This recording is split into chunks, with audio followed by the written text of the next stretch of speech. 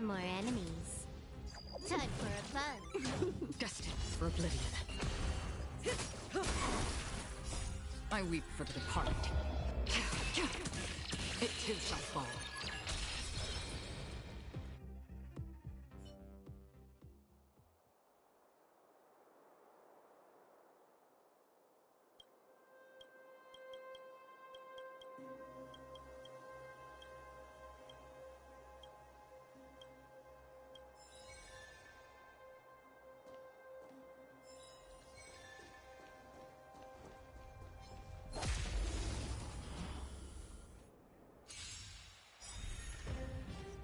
Time for a fun.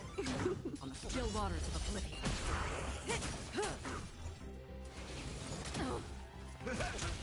Relax. I weep for the departed. It too shall fall. Time to say bye. Boom. This is double speed. Destined for oblivion.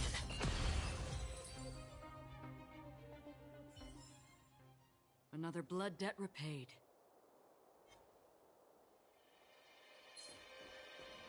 Stream forth, the gleam of old blades.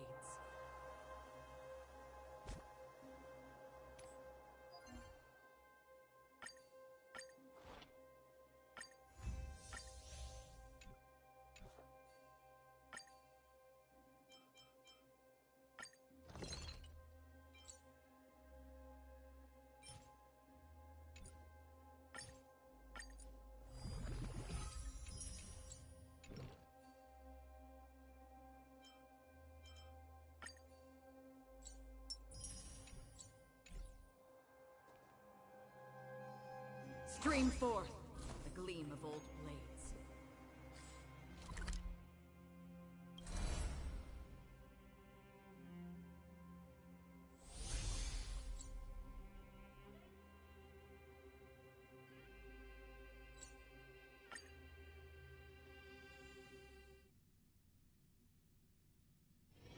This haven of memories. Every touch, every moment is like a thorned rose.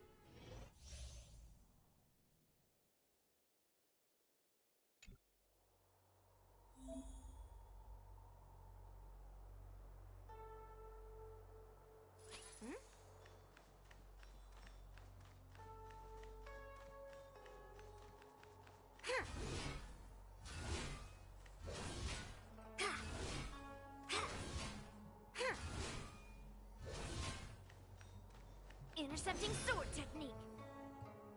Intercepting sword technique. Intercepting sword technique.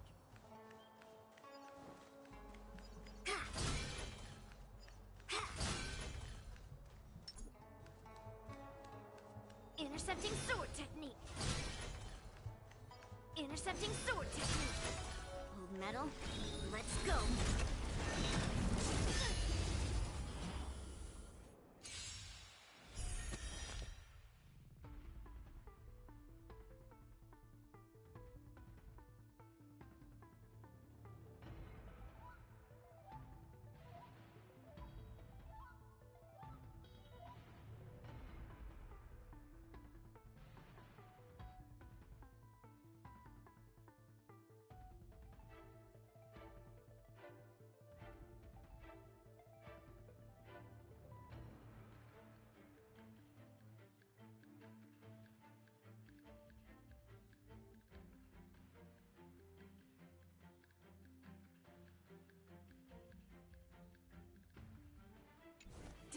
to earth! We're in trouble now.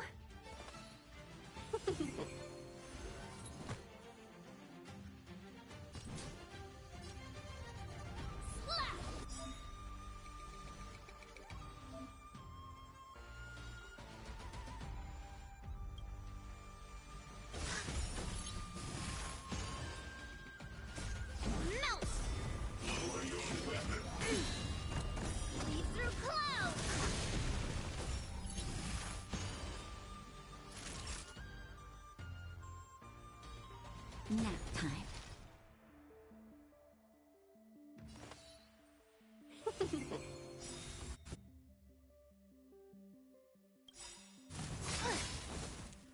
Right on time.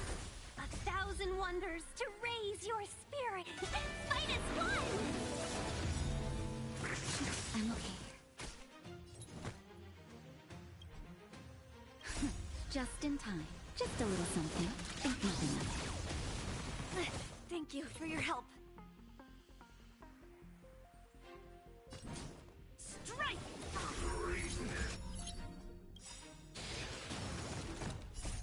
Melt! Descend to earth!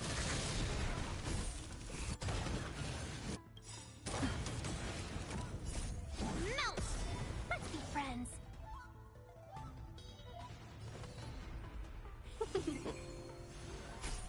Severing mountains!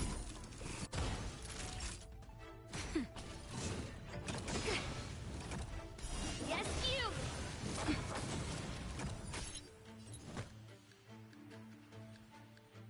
Ha!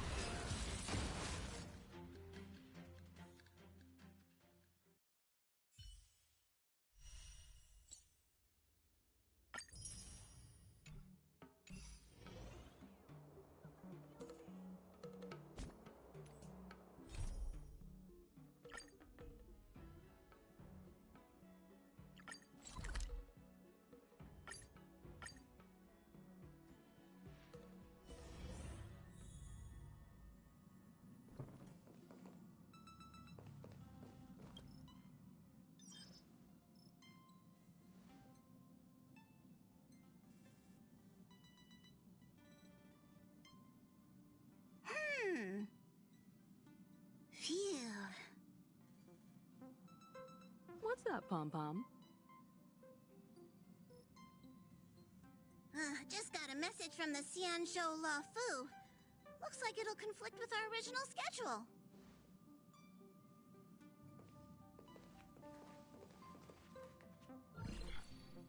It's been a while, my friends on the Astral Express. How's your trailblazing expedition going? Soon, the Xianzhou Luofu will be holding the Luminary War Dance. Those who have aided the Luofu in overcoming the crisis are cherished allies of the Xianzhou. Thus, on behalf of the Seat of Divine Foresight, I'm extending an invitation to attend the ceremony. Your presence would be greatly appreciated. Well, things are getting lively. We've barely recovered from the family's Charmony Festival, and we're already being invited to another special event.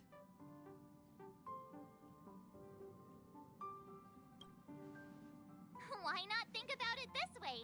Our trailblazing expeditions are turning into blast expeditions, where we eat, drink, and play wherever we go. Blast? Expedition? Yeah! Wherever we go, we eat, play, and have a blast! So we should leave March behind to take care of the Express? Hey! That's not what I meant! I'm all for some fun. I just hope there won't be any surprise party crashers, like Friday or Saturday. The Xianzhou Luofu has recently overcome a crisis. By holding the war dance, they're demonstrating to everyone that they've returned to a state of peace and safety. But that's what everyone said before we went to Penacony. You'll be totally safe under the family's protection. No need to worry.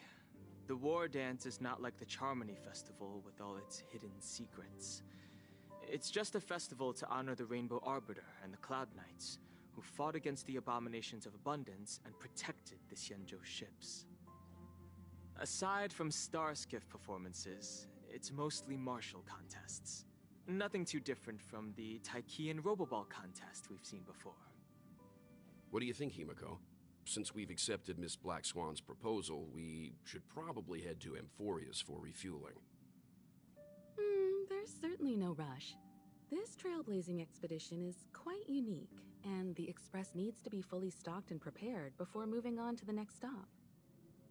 With Madame Herta's help, I was planning to deliver some Leviathan fossils from Kalinga Abyss to Ron May, member 81 of the Genius Society. It could earn us some favors before we set off. However, it may take a few weeks. Aw, so that means we're not going to the Luofu. Being an adult means maintaining relationships, whether we like it or not, March. Since we've been invited, it's only right for the Astral Express to attend the ceremony. So, here's the plan. Pom Pom will take everyone to the Xianzhou Luofu. Mr. Yang and I will meet up with Ron May and fulfill our promise. Meanwhile, you, March, and Dan Heng will represent the Express and attend the war dance. What do you two think?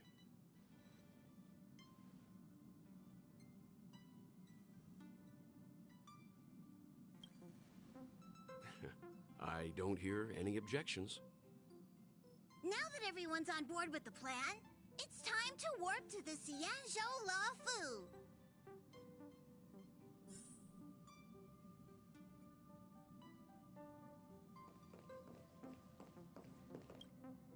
Himiko really knows how to convince people. Between Leviathan fossils and the war dance, the latter definitely sounds more fun. By the way, Dan Heng, this time you'll be taking a stroll with us on the Luofu, right? And just let you two wander around aimlessly on the Luofu by yourselves? I don't think so. Plus, Mr. Yang is right. The Ambrosial Arbor crisis just ended, and both the long life and short life species are still feeling uneasy. And that's why Jing Yuan wants to organize the war dance, to show that the Xianzhou Luofu is stable and safe. And since he has extended an invitation, it's only right that I visit my old friend.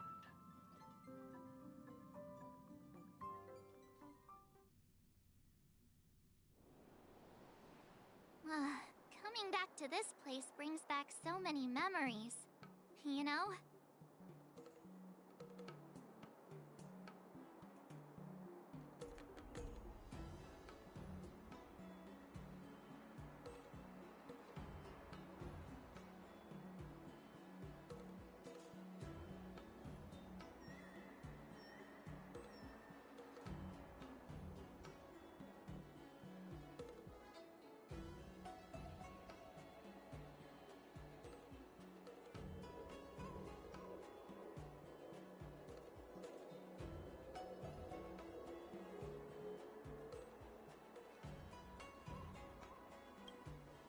Hey, I'm not actually gonna recite a poem. I was just thinking about all the twists and turns we went through when we first arrived on the Xianzhou. This time, we're not being forced or enticed or chasing after wanted criminals. And we didn't have to sneak in through the cargo dock. This trip has been incredibly smooth. Quite unusual, I must say.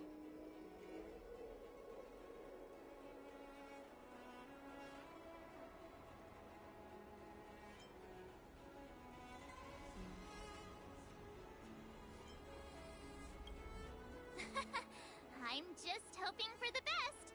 You're the one jinxing us.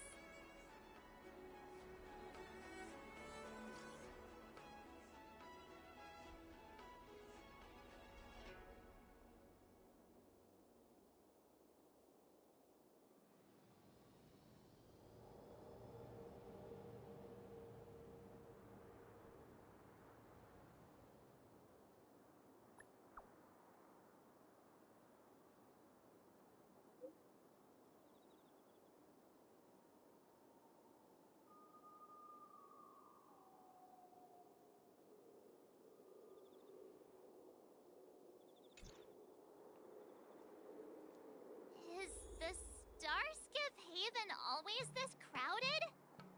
There's so many people here. I can barely hear anything. Yanqing said General Jing Yuan sent him to welcome us. But where is he? Let's wait for him in front of the loom. It's the most prominent landmark on the dock.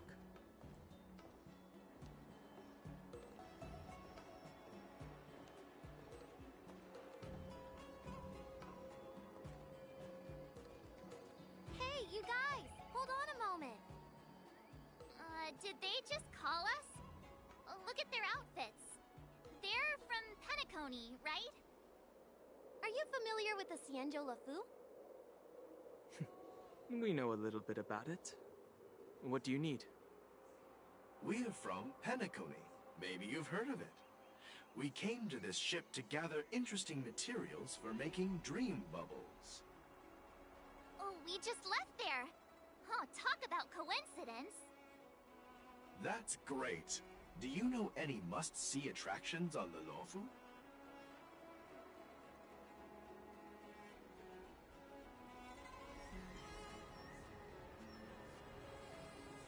We did, but the locals were all like, come on, there's nothing worth seeing on the Luofu. It's so boring here.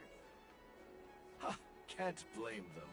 If someone asked me what's there to see on Penacony, I'd probably struggle to answer too. That's why we're asking fellow tourists. Most of the tourists around at the moment are here to attend the war dance. And that's why we're here too. Yeah, we know about that ceremony. But isn't the fighting ring still closed? I've heard the ring was actually converted from a huge decommissioned Luofu fighter jet.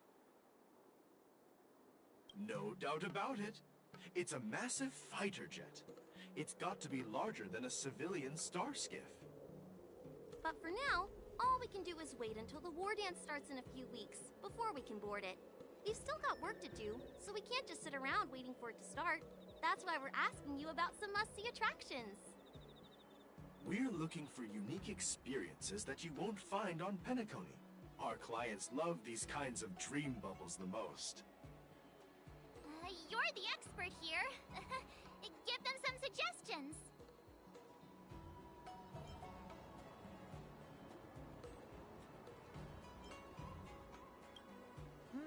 Good idea. The everyday vibe of the Aurum Alley is a rare find on the planet of festivities. Everyday vibe. Yeah, our clients have had their fair share of adrenaline-pumping dreamscapes. Maybe something down to earth would touch their hearts. Thanks for the suggestion. We'll head to the Aurum Alley to gather materials. Maybe we'll run into each other there in a couple of days. Look, Yanqing's here. Really? Let's go catch up with him!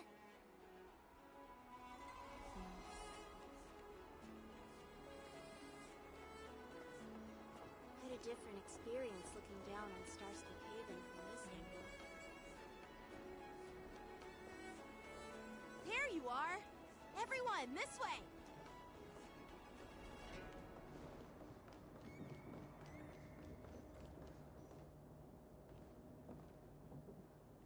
Hey, everyone! It's been a while.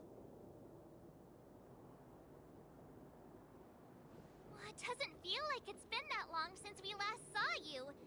But, Yanqing, are you? What's up, Miss March? They say kids grow up really fast. Yanqing, are you a little bit taller than before? We've only been away for a few months. Long time no see. It's been a while. Oh, you've come along too, Mr. Danheng. Sorry for the delay. With the upcoming war dance and the Starskiff Haven being so busy, things are a little hectic. Seriously, I've never seen the Luofu so lively before. I was a bit worried that holding the war dance right after the Ambrosial Arbor crisis might be too soon. But seeing the bustling Starskiff Haven, I understand why General Jing Yuan chose this timing. Yep. There's people from other delves and travelers like you three who have come from afar. With the war dance coming up, there's a huge number of visitors pouring into the Starskip Haven. The Cloud Knights are working hard to keep the security tight. The General said this ceremony would help the Xianzhou Luofu recover from the crisis. It's a way to showcase our martial spirit, reassure people, boost morale, and attract visitors from other planets to promote trade and peace. By the way, the Xianzhou Alliance places great importance on this ceremony too.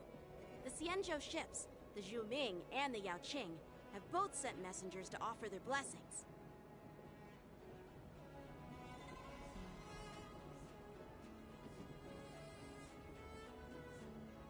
Yeah, I wonder if you've heard of it. It's known as the Star Forge, and it's responsible for providing more than half of the Cloud Knights' armaments. The Xianzhou Zhuming boasts skilled craftsmasters, and General Huayan is a top-notch craftsman himself. Ah, if only I could get a sword forged by him, I'd be on Cloud 9. By the way, Yanqing, where are we headed next? I'm sorry for talking your ear off. The General wants to catch up with you at the Palace of Astrum. He's been eager to hear about how the Express has been doing. It's funny how he tries to act all mature, but whenever it comes to something he's interested in, you can really see his childish side.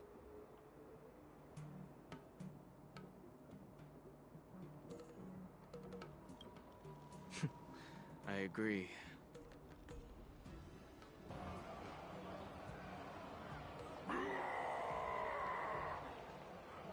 All units, assemble quickly! Get ready to protect the crowd!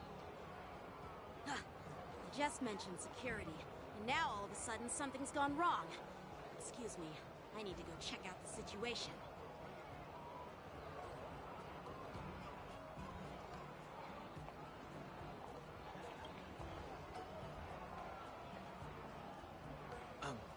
We'll go with you.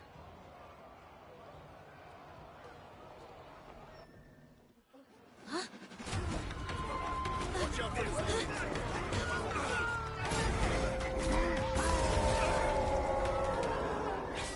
Protect the civilians. I'll deal with him.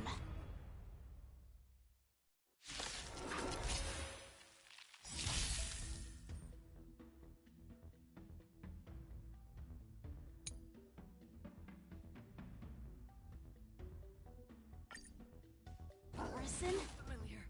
Why are there Borison here? This ends now.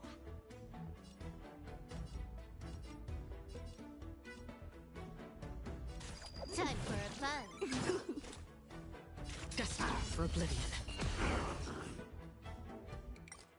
Life's like a good brew, my friends. Indulge yourself.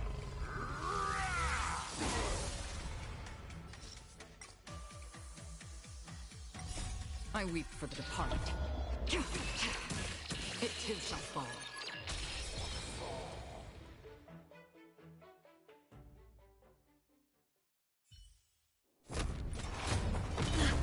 Not good.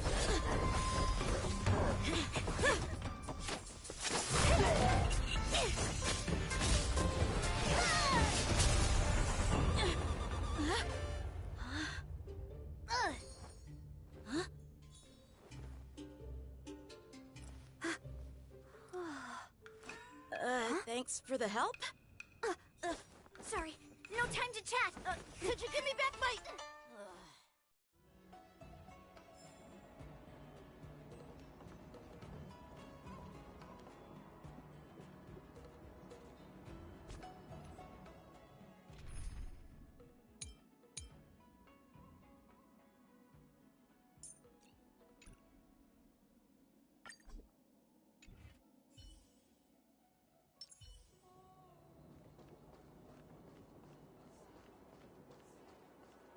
Wait! My sword! I'm sorry, but I'm afraid we'll have to put our plans on hold for now. I need to find out what's going on.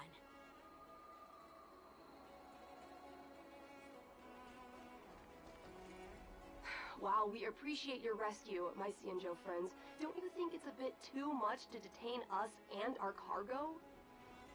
Sorry, but we've been ordered to detain you and your cargo for inspection until we figure out the source of the attack. Once we're done with the formalities, we'll let you and your cargo go. But this shipment isn't even meant for the Luofu, and it's IPC's patented technology. Who do you think you are to conduct an inspection? According to the protocol, all cargo arriving on the Luofu must go through inspection. But we didn't officially enter your dock at all. We just sought refuge in your dock because we were attacked by the Borisons. Looks like this argument could go on forever. Let's not get involved in a heated dispute that won't lead to a resolution.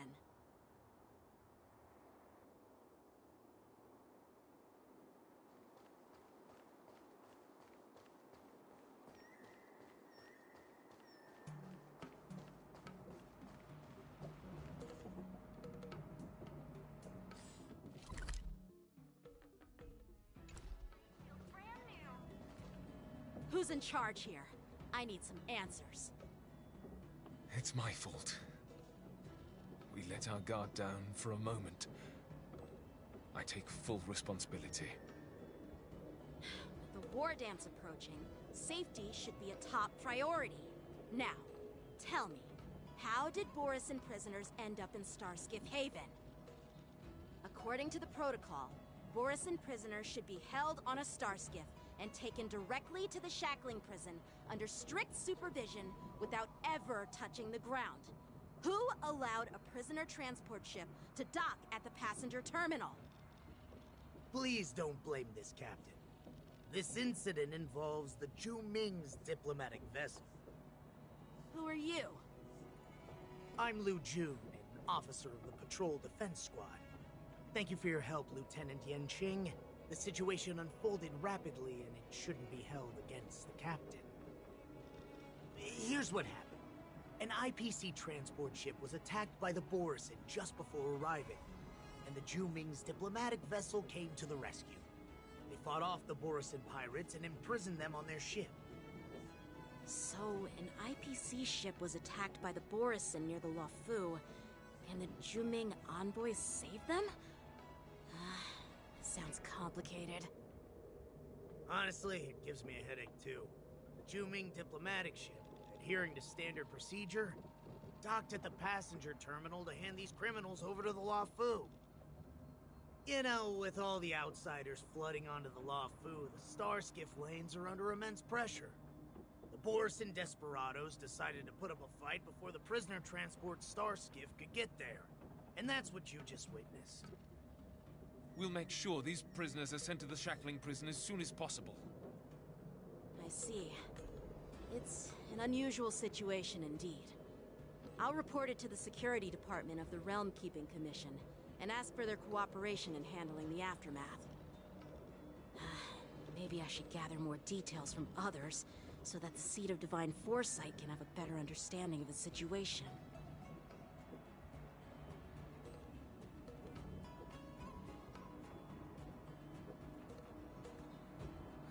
You look much maturer now, Yanqing. Please don't tease me, Miss March. The situation on the Xianzhou before the war dance is like a calm lake that can be disturbed by even the smallest pebble, capable of generating far-reaching ripples with even the slightest disturbance. What are those people? I mean, those monsters we just dealt with?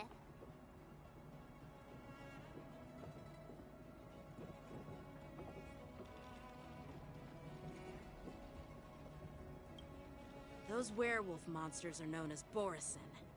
They are abominations of abundance, and we've been fighting them for a very long time. The Borisin have been a powerful force for a long time, plundering and enslaving many worlds. The threat they pose is just as terrible as the Swarm disaster, and the Alliance even had a fierce war with them 3 decades ago. Their presence has faded over the years, but who would have thought?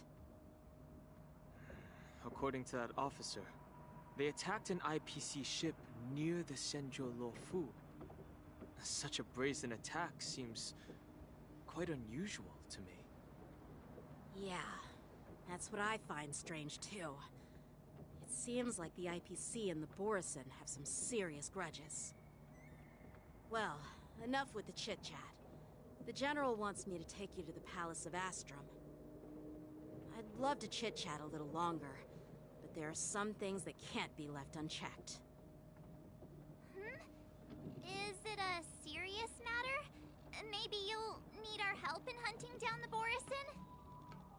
Thank you, but it's no big deal. By the way, that young lady who just appeared, she took my sword. I'm thinking of filing a lost property report at the Realm Keeping Commission to see if I can get it back.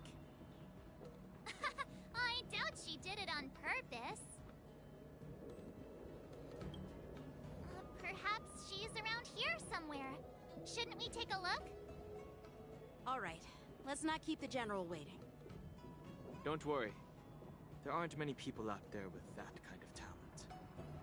It shouldn't be too hard to find her.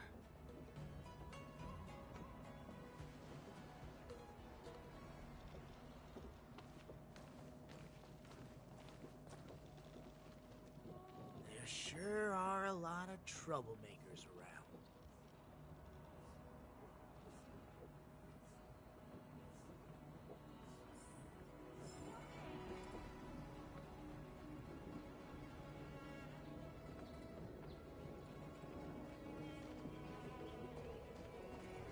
Success and failure are predetermined.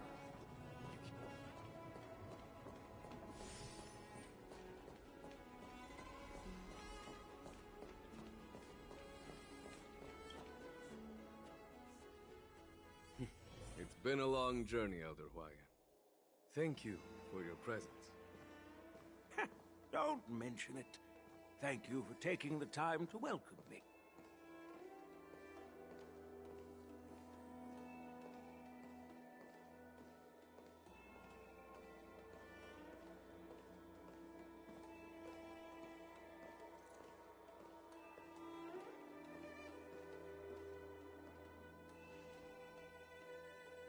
General, I brought our guests from the Express. Oh, I'm sorry for my bad timing. I didn't know you were meeting a guest, General. Don't worry, you're just in time. It's been a while, my friends from the Astral Express.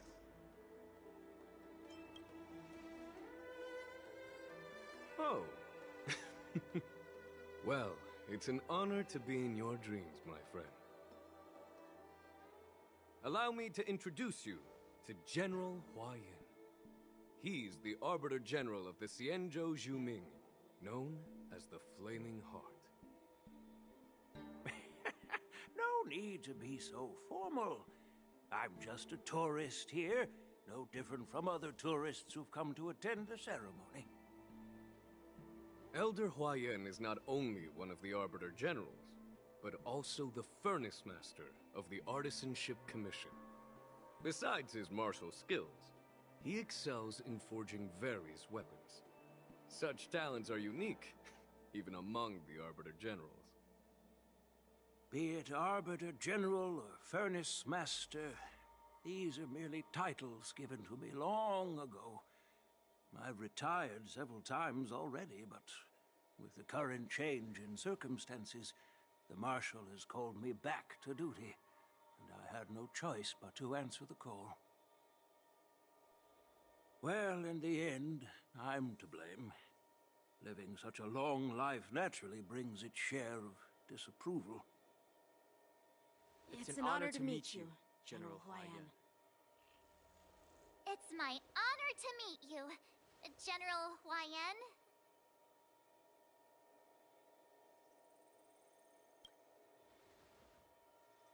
No need to be all formal. Today I'm just a guest on the Luofu, the same as all of you. So, these three are the ones you mentioned, Jingyuin? The heroes who helped you with the Ambrosial Arbor crisis?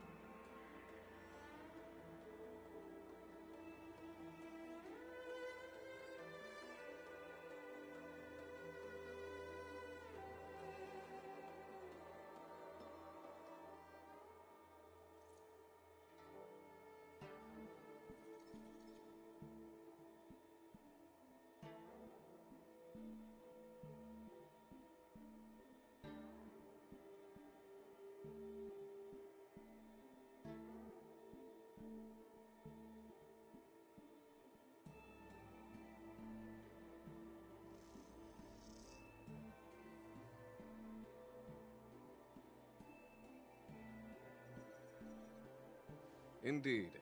There's Dan Heng, March 7th, and her. Without their help, I'm afraid the Luofu might not have easily overcome this crisis. So, the Imbibitor Lune's reincarnation has returned to the Luofu and will attend the war dance. I'd love to have a drink with you should the chance present itself. You're more than welcome, General Huaiyan. And this young friend is? Yanqing, my apprentice. He remains by my side as my retainer due to his youth, which I hope will season him with experience. He will stand for the Luofu's Cloud Knights in the upcoming war dance, ready to take on all kinds of challenges. Great, great! It's a real treat to see so many talented young people around here today. Oh, I almost forgot. This is my apprentice, Yun Li.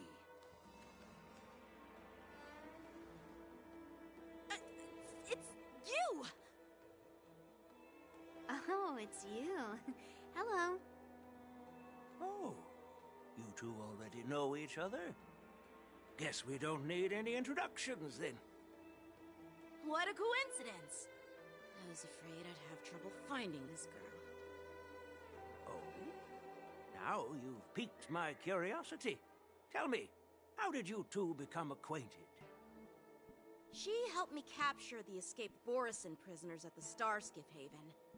Allow me to express my gratitude for you. But when you left, you took my flying sword with you. Your flying sword? Oh, so that's why I found a dagger in my bag. Turns out it's yours. Yes, it is. Now that we've met again, I hope... Nope, that won't do. Won't do? You want your sword back, right? Well, you can't just take it back. On the Zhuming, when you lose your sword on the battlefield, you have to reclaim it on the battlefield. As for this little sword, it was supposed to strike that escaped Borisin prisoner. But unfortunately, its owner's agitated state caused it to fly off like a kite with a broken string, and it missed its target. By the way, if I hadn't caught it and helped it hit its mark, that Borisin prisoner would have gotten away. Hold on a sec, Yun Li. You took my sword without even asking, and now you're refusing to give it back? So much for Luofu Swordmasters. What did you just say? If you just stepped up and took your sword back from me fair and square, I would have totally respected you.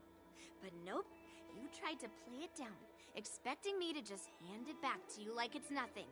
In front of everyone. With all due respect, you don't honor your sword, so you don't deserve it. Hasn't anyone told you that taking without asking is stealing? If you want to settle this with swords, fine. Let's have a one-on-one duel right now. Yanqing. Well, that's more like it. Just be careful, because I'm not as easy to handle as the Borisin. You two, be quiet and apologize to Yanqing. Hey! Whose side are you on, Grandpa? I don't take sides. It's a small misunderstanding, and an apology would be too much.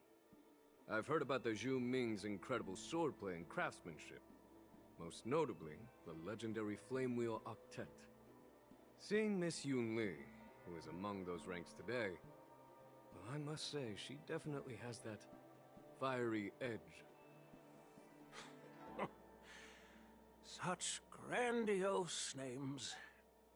Some folks love to spin these fancy titles, trying to set the Cloud Knights apart. Yun Li is still just a young girl, a bit awkward and hot-tempered, so please forgive her if she's being rude. Well, everyone, Elder Huayan and I have some business to discuss. For now, Yang Qing, why don't you entertain our guests and take Miss Yun Li to the inn? I'll find another chance to talk with you all.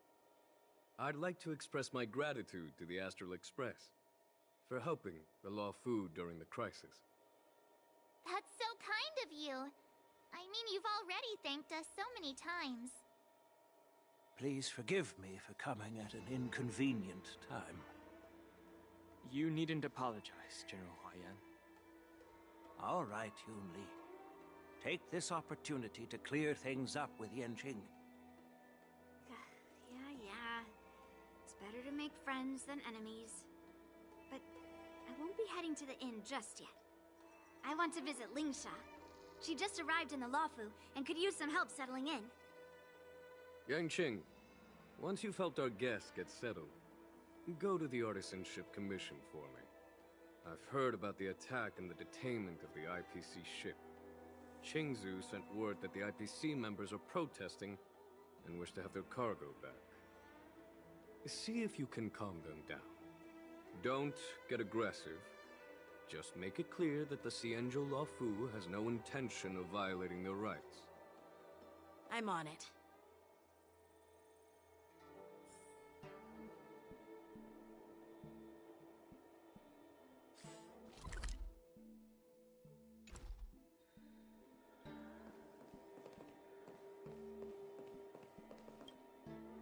This is the report Qingzu just sent me. Let me take a look.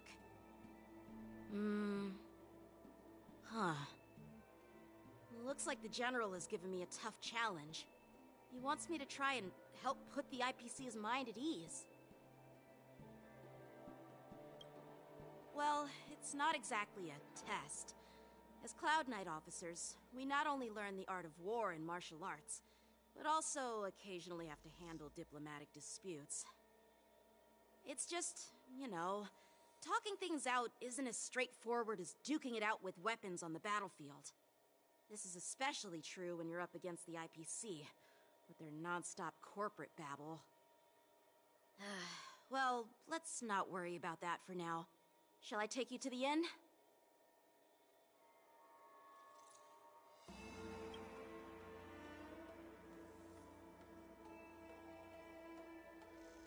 It is the Luofu's honor to have you in attendance at the war dance. Yet, the fact that a simple martial arts ceremony has attracted esteemed generals from the Zhu Ming and the Yao Qing implies intentions beyond mere spectating. Might there be any specific instructions from the Marshal? You're overthinking it, Jingyuan. As I said, I'm here to broaden my granddaughter's horizons. I have no ulterior motives. However, I have no clue what the Yaoqing Arbiter General has in mind. Do you remember when you accepted this position? I told you that an Arbiter General's battlefield goes beyond the physical one. You'll need to lead and manage everything on the Xianzhou. The title of Arbiter General holds a weight far greater than its literal meaning. So many years have passed, and you've done well. However, longevity for the Xianzhou people can be a curse. Living too long means that every mistake you made will lurk in the shadows. And one day, they'll eventually catch up to you. The Marshal knows everything that has happened on the Luofu. As for the Merlin's Claw of the Yaoqing, she has come specifically for you. Speaking of which, why hasn't she arrived yet? They say the Merlin's Claw strikes like lightning. Being late isn't her style. That's not true, General Huayan. She's been here a while, but I'm sure you've heard of her unbridled nature. As soon as she disembarked from the star skiff, she mentioned having something to attend to and simply disappeared. You must be the messengers from the Xianzhou Yaoqing, I assume. We are Jiaoqiu and Moza, retainers of the Merlin's Claw. It's an honor to meet you in person, Arbiter Generals. Now this is interesting. A guest who doesn't come to visit but sends a message instead. What does she mean? Tell me, what could be more important to her than coming here? Master heard about a spectacular view in Scale Gorge Waterscape. I believe she went there to enjoy it. A spectacular view? Ha! Did you hear that, Jingyuan? This person is being sarcastic. Please do not misunderstand me, General Huaiyan. I was simply stating the truth. Master thought it would be inappropriate to keep you waiting, so she sent us here. Once she's finished with admiring the scenery, she'll personally come and apologize to the both of you.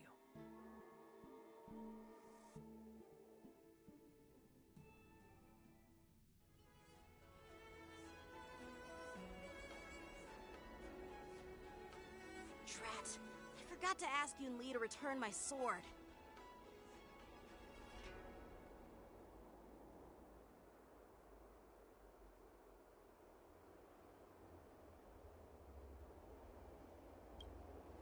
No need to bother. The Zhuming envoys won't be leaving the Luofu anytime soon. I'll ask for it later when we meet again. By the way, I don't know if it's just me, but the general seemed a little reserved. Could it be because of Elder Huaiyan's visit? Reserved? Really? Maybe I'm just overthinking things. No, you're not. When I entered the Palace of Astrum, I realized that the messenger from the Xianzhou Zhuming was actually the Arbiter General himself. So, the messenger from the Xianzhou Yaoqing must be the Merlin's Claw herself, I presume. That's right. Well, that's what makes this entire thing so unusual. What's so unusual about it? They simply received an invitation from Jingyuan, just like the crew, right? The war dance is just a small festival. And now we have 2 Arbiter Generals from other Xianzhou ships here. I'm afraid they're here for something more. Maybe they've come to hold Jingyuan accountable for the Ambrosial Arbor crisis? Hold him accountable? Come on! Didn't the Luofu fall victim to the disciples of Sanctus Medicus and the Antimatter Legion? Why would they blame the victim? Donshu's rebellion and Ventilia's scheming are merely one side of the story to the other Arbiter Generals of the Alliance. Only a single piece of incontrovertible evidence remains, creating an endless source of potential complications. The Ambrosial Arbor. Yes. It's undeniable that the Plague Mark, which was subdued by the Xianzhou Luofu, has resurfaced. But was it really a conspiracy instigated by the Antimatter Legion?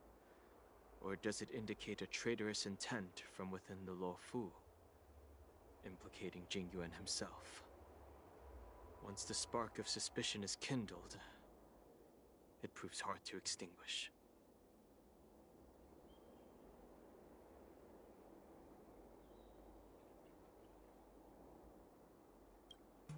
The General must have had that in mind when he invited us to attend the war dance. What was I thinking? Seriously, here I was looking forward to a carefree and enjoyable trip. But it seems wherever we go, drama is just around the corner. Aw, I was so excited. I thought those Arbiter Generals were just here to see the ceremony. By the way, I heard that an alchemist from the Zhuming diplomatic ship has arrived, and rumors say that she's to be the new Cauldron Master of the Alchemy Commission on the Luofu. An alchemist from the Zhuming serving as the Cauldron Master on the Luofu? While it's not unheard of, the timing itself... Thanks to your words, Mr. Dan Heng, now I finally see the underlying tensions. The General is under tremendous pressure right now, but I was completely oblivious to his troubles. How naive of me. Come on, don't think like that. Leave the adult matters to the adults. Even if you wanted to do something for the General, it's not like you can do anything. Did I say something wrong? Again?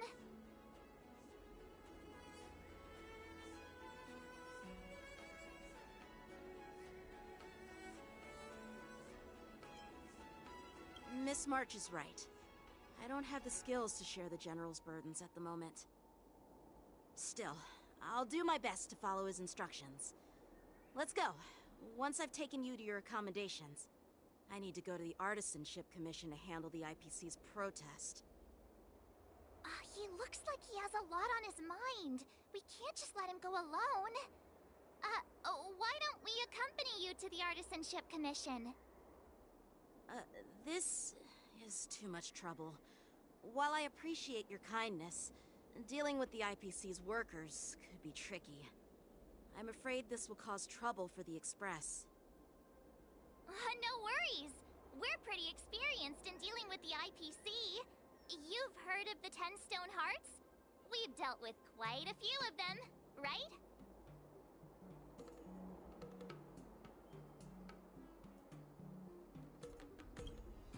Hey, who's bragging? Anyway, this time it'll just be a few ordinary IPC workers. Surely you don't think they'll be even trickier than Aventurine, do you? Well, since you're willing to help, I won't decline your kindness. Let's head to the Artisanship Commission and meet them.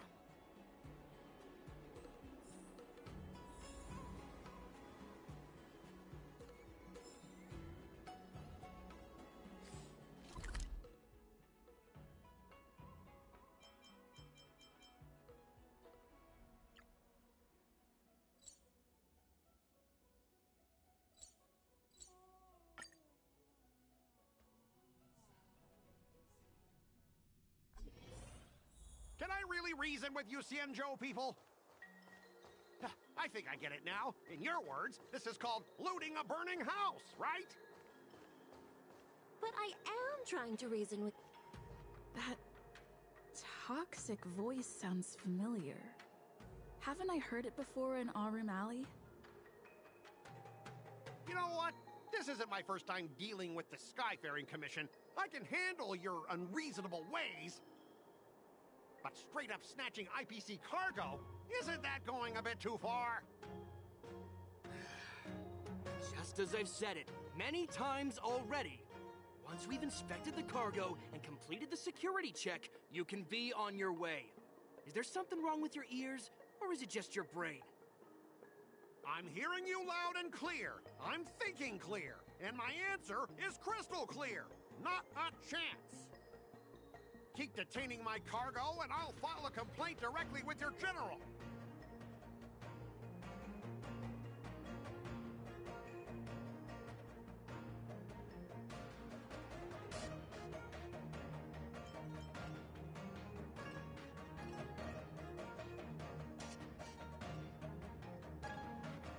Hey, that third answer though.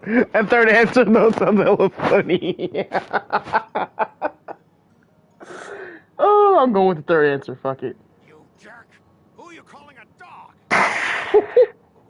Why are you here? Staying on the Xianzhou, are you? What terrible luck! Wherever you go, disasters aren't far behind. Aren't you the guest from the Astral Express? What brings you and Yanqing to the Artisanship Commission? They're in trouble? No, it's me! I'm the one in trouble! Looks like you've met this IPC worker before. I'm not sure if that's a good or a bad thing. I was sent here to deal with the IPC Neither. protests in Shikwe. What's going on here? Dealt with him during the Aurum Alley debates.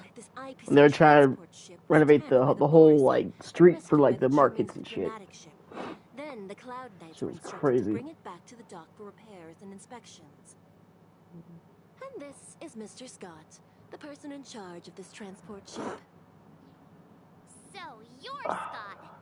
I've heard her mention you. Weren't you kicked off the Lawfu before? Why did you come back? Like I wanted to come back. I thought I'd just dock at the harbor for repairs and leave this forsaken place for good. Little did I know, as soon as the ship entered the harbor, a bunch of Cloud Knights showed up and snatched all our cargo from the hold. What do you mean by snatched? I've told you 1,000,000 times. It's a security check. Then why did you bring the cargo to the Artisanship Commission? You even brought in some shady craftsmen. It's obvious you're trying to steal the IPC's patented technology. I think this dude's just paranoid.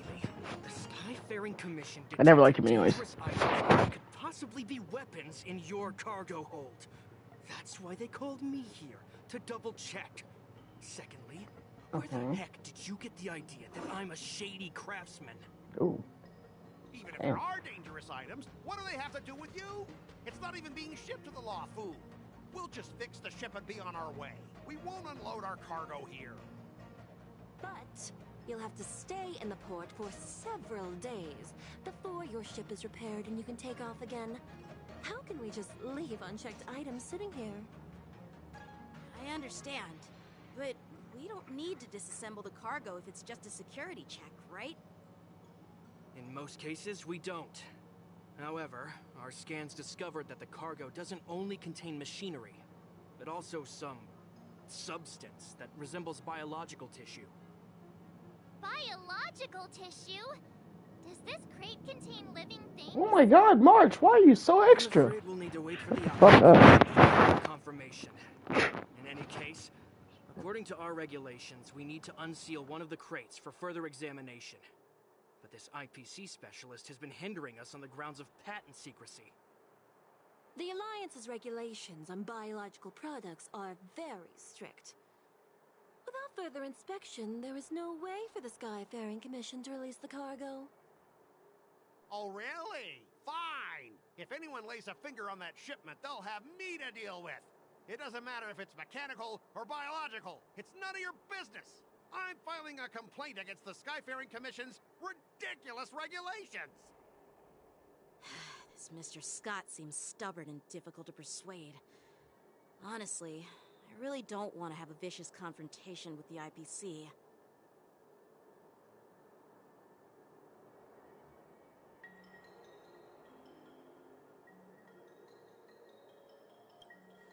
I heard how you helped Aramali. The IPC representative back then was Mr. Scott, right? Since you've dealt with him before, it looks like I'll have to rely on you again. What are you guys whispering about over there? Just hurry up and give us back our cargo.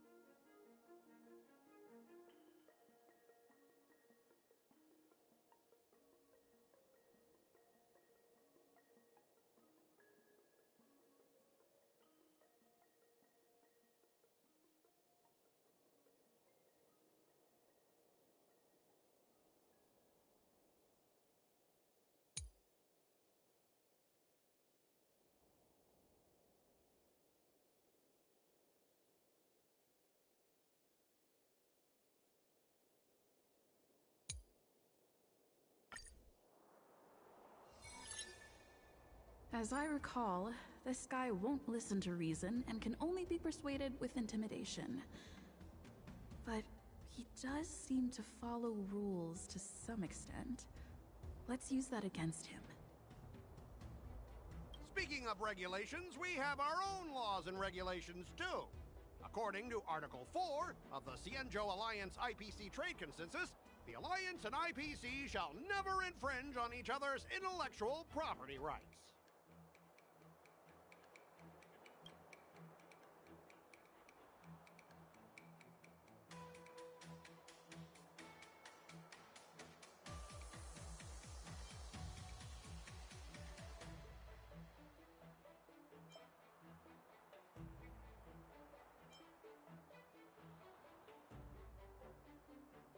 Hey everyone!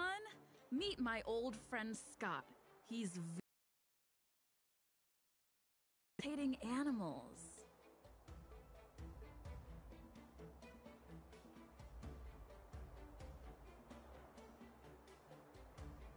Stop it! Let's focus on the business at hand. What's the point in dragging up the past? Oh, you're amazing! Can you teach me? Which animals can you imitate?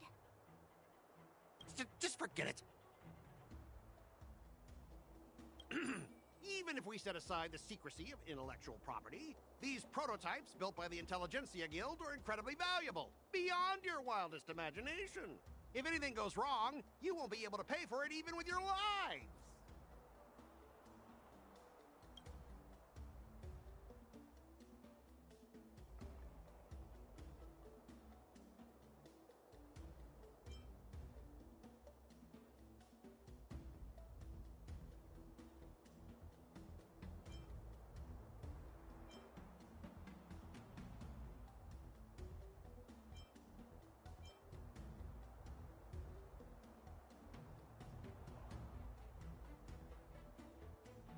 Don't underestimate Xianzhou technology. Even if they need to dismantle your cargo, the Artisanship Commission can easily put it back together. Yeah, go ahead and brag about their skills. After all, you're just a negotiator they hired. But I'm different. I'm an IPC member, and my fleet has accepted this transportation order. Naturally, I need to be responsible for the integrity of every piece of cargo. Besides, the cargo on this transport vessel belongs to the Intelligentsia Guild. If you want to inspect the cargo, shouldn't you at least call in a member of the Intelligentsia Guild to be present?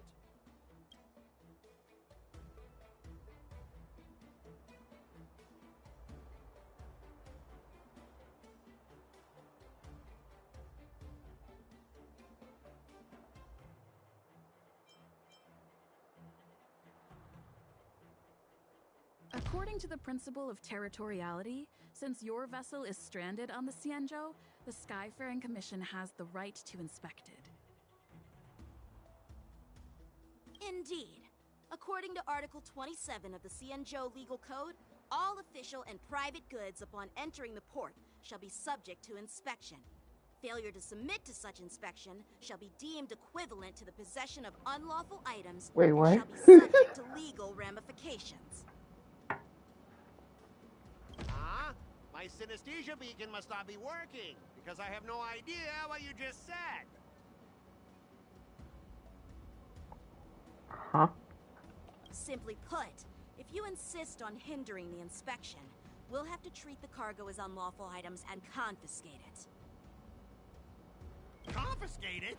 How can you Xianzhou people be so unreasonable? If this were pure point, and incoming cargo posed a safety risk, the IPC would take it in for containment and disposal, correct? That's true. But the IPC sometimes makes exceptions. For example, they've always given special terms to Xianzhou Bro, what are you vessels. talking about? We both need to follow the regulations, because that's how the IPC and the Xianzhou operate, right? As an IPC worker, I have to abide by its regulations. If you make an exception and allow you to inspect the cargo, it'll spell disaster for me.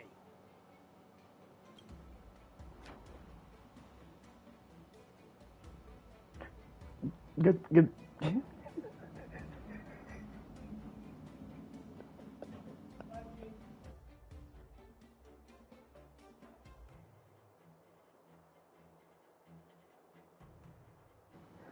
Good morning, bro. Good morning. Good morning, sir.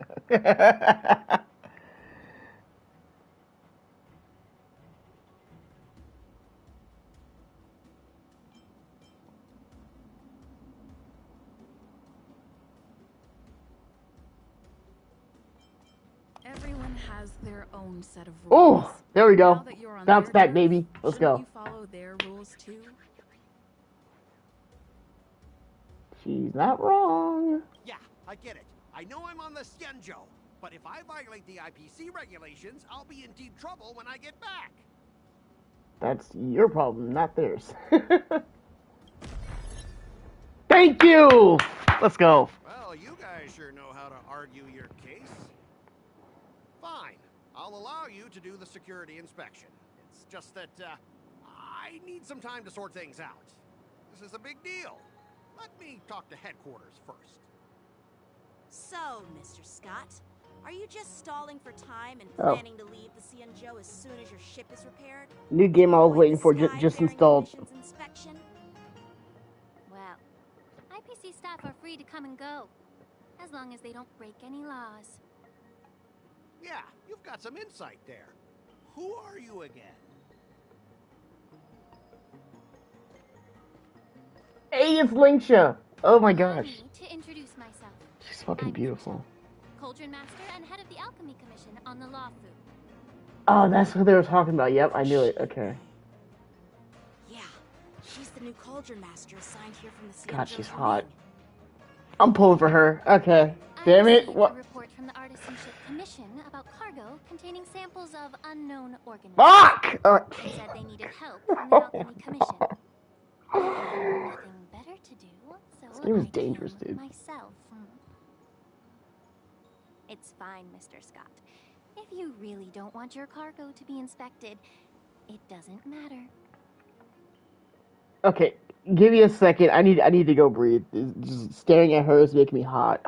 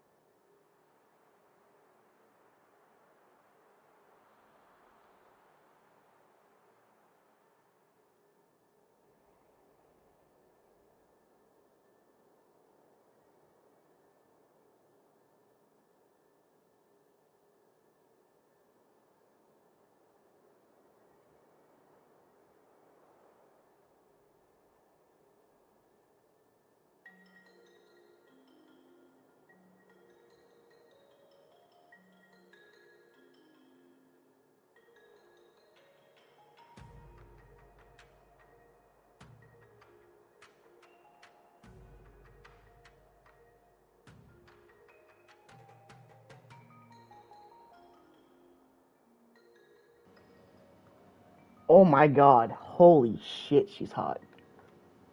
It doesn't matter? How can you say that? Literally sitting here fanning myself, bro. What the fuck? Since you're not going to check it, I'll take this crate and be on my way. Is that okay with everyone? Woo! Sure. Why should I object? Not only this sample, but all the goods on the transport ship are yours to keep. Like I said, we won't inspect them. Wait a minute! What is she doing? Well, that's more like it. If only the young displayed more Okay. attitude, we could have sidestepped that altercation just now. Never mind. Our ship will leave in a few days once the engines are repaired. Your ship can leave whenever you want, but I'm afraid I can't say the same for your cargo. Oh. According to the import and Oh, export wait. regulation signed Xianzhou and IPC, all biological shipments can only leave the port when they have confirmed to be of no threat, or when all biological activity expires. Since we can't determine if your shipment is safe for the environment, I guess we'll have to wait for its biological activity to expire. Let me check the previous cases. Normally, it'll only take around 47 star calendar years. Oh, shit! You're cooked, nigga. Why so surprised? You're still young and full of energy. Ooh, that's Sure funny. you'll live a few more decades. Have some confidence in yourself. Ha! Typical of a long-life species. Your words are Yeah, dripping she's with spicy. I like that. sarcasm. I like that. While you may not care about time, I do. Show me more of that. Demanding double compensation from the Skyfaring Commission for every minute wasted. Sure thing, Mr. Scott. You seem pretty confident that your career and life will last long enough to witness this victory unfold.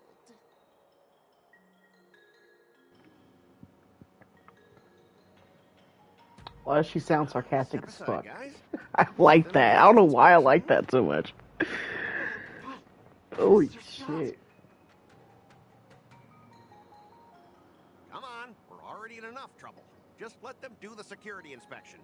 And if needed, I can always grovel before the Intelligentsia Guild later. I'm just using my head for what it's apparently good for, right? Smart move, dude. Smart move. Just let them do their fucking shit. At least you wised up for once. Shit.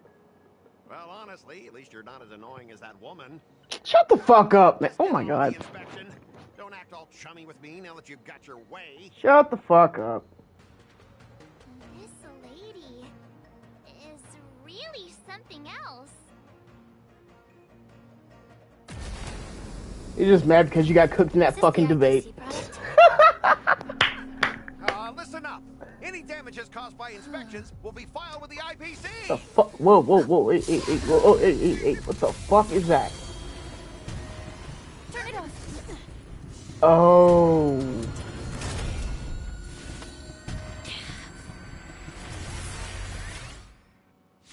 Combat?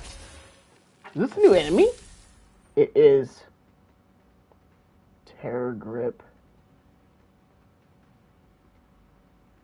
I hope I'm using the right element for this. Because if not, I'm fucked.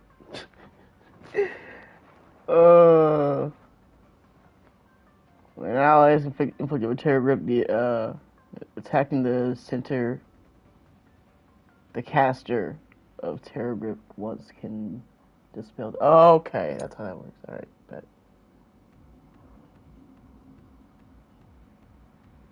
Okay. Cool. How unexpected. That was a surprise. Fuck! I should've just...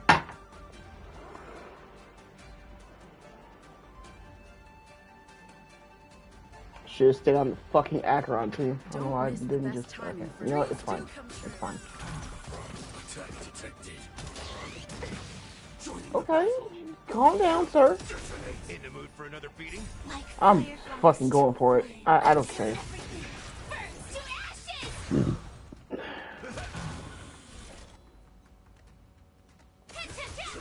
Some value, I suppose.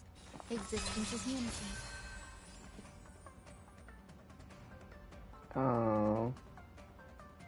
Yeah. We'll just basic. Chill. Terror Grip. I think this is the, yeah. Almost. No. Never mind. Break. That's what you got?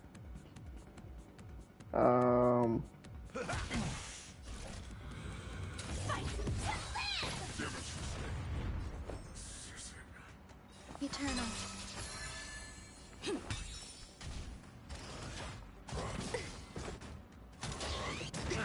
Chill.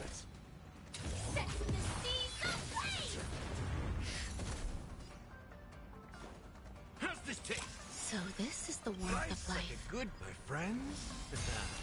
Indulge yourselves! Yeah. That's what you got? Beautiful. Just right. Let the show begin.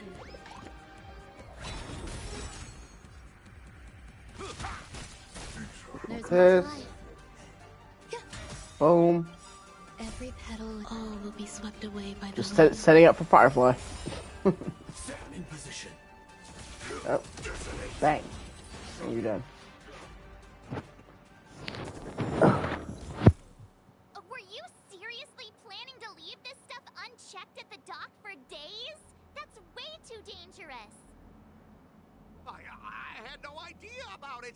You must have accidentally triggered the cargo's defense program. I don't think trying What? to shift the blame is a wise choice. Yeah, shut up.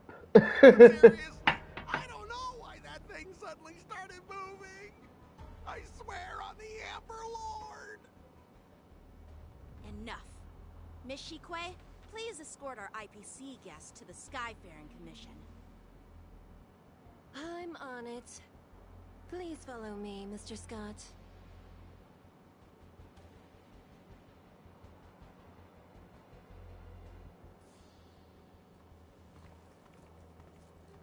Gentlemen, our preliminary inspection shows that there is indeed hidden biological tissues inside. Just like the craftsman feared. I can't even tell if it's ingenium or biological in nature.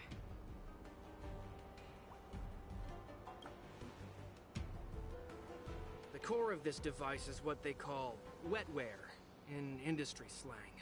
Huh. To put it simply, this machine operates with a kind of biological nerve as its control center. I'll take some samples for the alchemist to analyze and figure out where the biological tissue comes from. Why would the intelligentsia She's guild so use hot. such unethical technology? Perhaps they're trying to create a new weapon? Whatever the reason is, it's probably why the Borisin attacked the ship. No wonder the IPC were trying to obstruct our inspection. I'll contact the Ten Lords Commission and ask the judges to come and give their final verdict on this.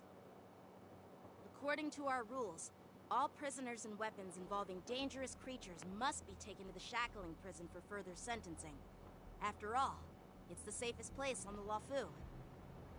As for you, Mr. Craftsman, please go with the Cloud Knights and explain the safest place? situation to the judge. So you call the Shackling prison the safest place? IPC members would cause trouble, but I didn't think I'm done. this trouble. Thanks for your help, Miss Slingshot. How does that make sense? Saving my life. Your sword skills were impressive. Bro, help me out here. How the fuck does that make sense? I thought the General's retainers were all burly martial masters. I didn't expect Yanqing to be so... Wait, what the fuck?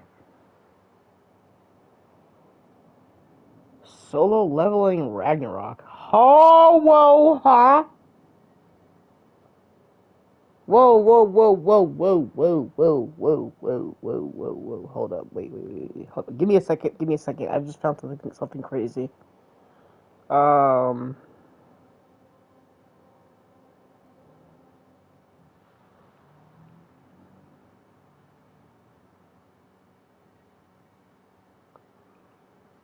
DNC Webtoon. I'm gonna have to look that up. Hold on. I've been trying to find a app or site that for like manga and like Chinese manga. I think I might have found one. Give me a second.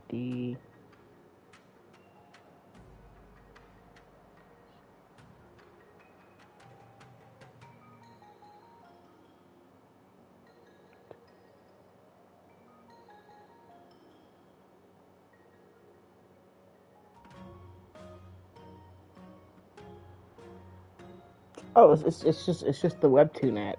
It's Webtoon app. That's all it is. Okay.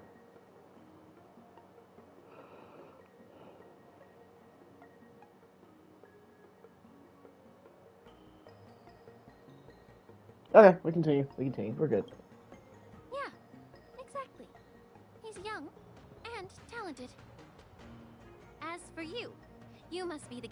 Astral Express, right? Saving the Lawfu from that crisis. A safe prison. That's crazy. I'm still like baffled by that sentence. It's still early, so why don't we get some tea at the Alchemy Commission? We can discuss your suggestions for revitalizing the commission. I'd be happy to accept your invitation. And you three are coming too, right?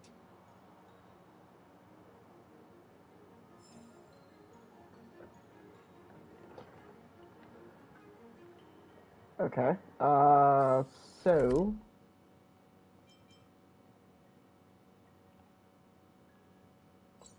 Got you.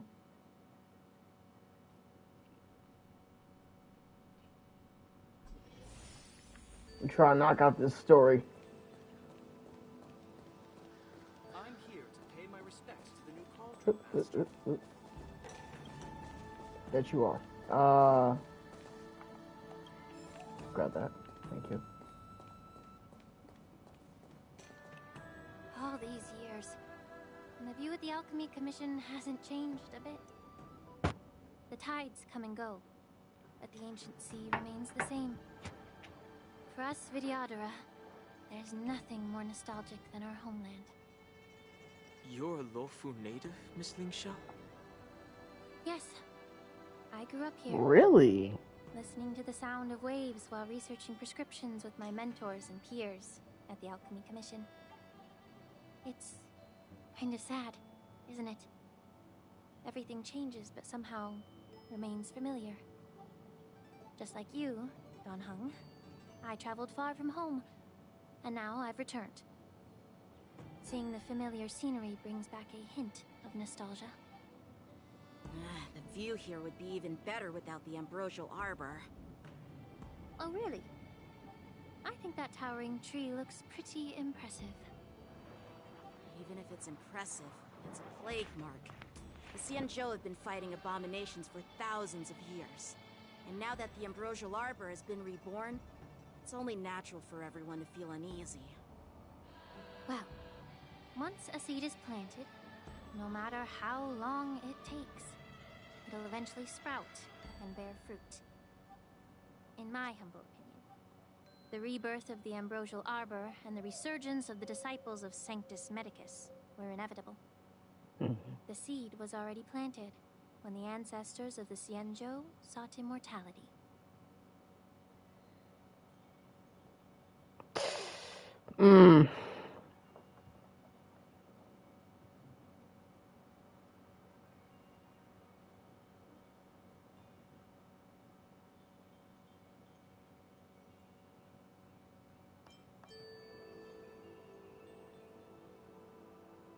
I thought we were here to have some tea, but where's the tea? I'm going with the first one. My bad. Well, since you went through the entire Ambrosial Arbor crisis firsthand, Dan Heng and Lieutenant Yanqing, I'd like to discuss something with you. What would you like to discuss, Miss Lingsha? I was lucky enough to be chosen by the Alliance to come in and clean up all the old grime in the Alchemy Commission. Honestly, the Alchemy Commission is riddled with problems and has reached a point where fixing it seems impossible. I'm looking to remedy this problem, but was wondering if you could provide any insights. Well, even though I'm a Vidyadharan like you, I'm an outsider. Oh, she's a dragon? I can't really say much about a remedy. Oh, shit! I do have a piece of advice, Miss Lingsha. The Vidyadhara and the Alchemy Commission on the Lawfu have always been intricately connected. Okay, give me a second, give me a second. Yourself from these ties, Miss Lingsha. Changing the situation within the Alchemy Commission may be quite challenging.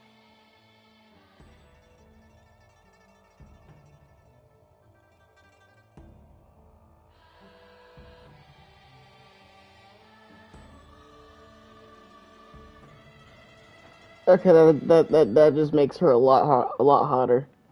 Like, what the fuck?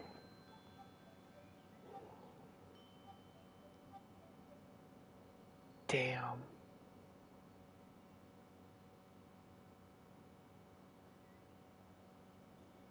Holy shit. Oh my god. Hold on.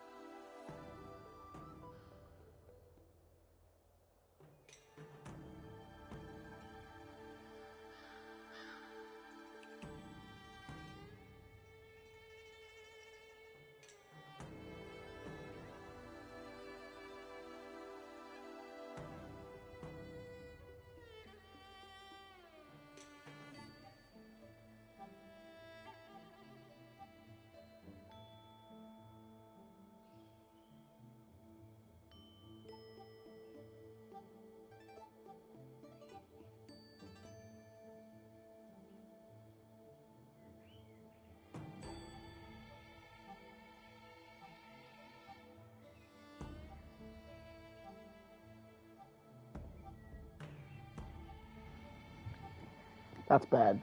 That's really bad. Holy shit, she's a dragon. I may not know about politics, but I do know that the disciples of Sanctus Medicus have been operating within the Alchemy Commission for years. If you're determined to root them out, maybe you should discuss it with the General. I see. Thank you for your valuable insights. While the Lux Arrow from the Rainbow possesses unparalleled power to sever the Ambrosial Arbor, it can't sever mortals' desire to prolong their existence.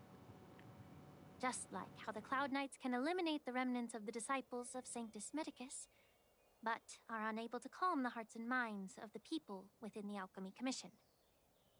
Our Xianzhou forebears knew this well, and that's why they entrusted the duty of guarding the roots of the Arbor to the Vidyadhara.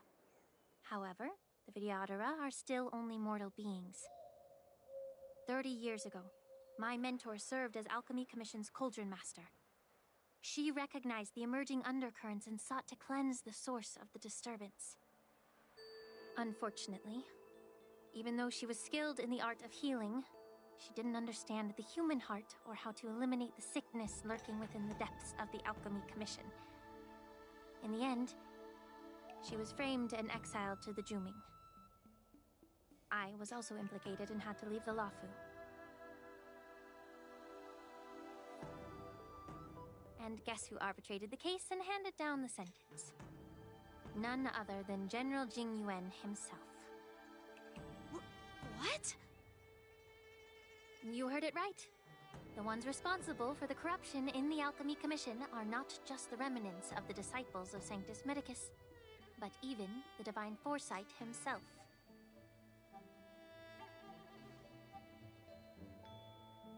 Alas, why is your face turning pale, Yanqing? Don't worry about it. I understand that when someone holds a position of power, they may sometimes have to make tough decisions. I won't hold any personal grudges against him. Besides, at our age, holding personal grudges is a luxury we can't afford. Lingsha, you're back! Ugh, I've been waiting ages for you.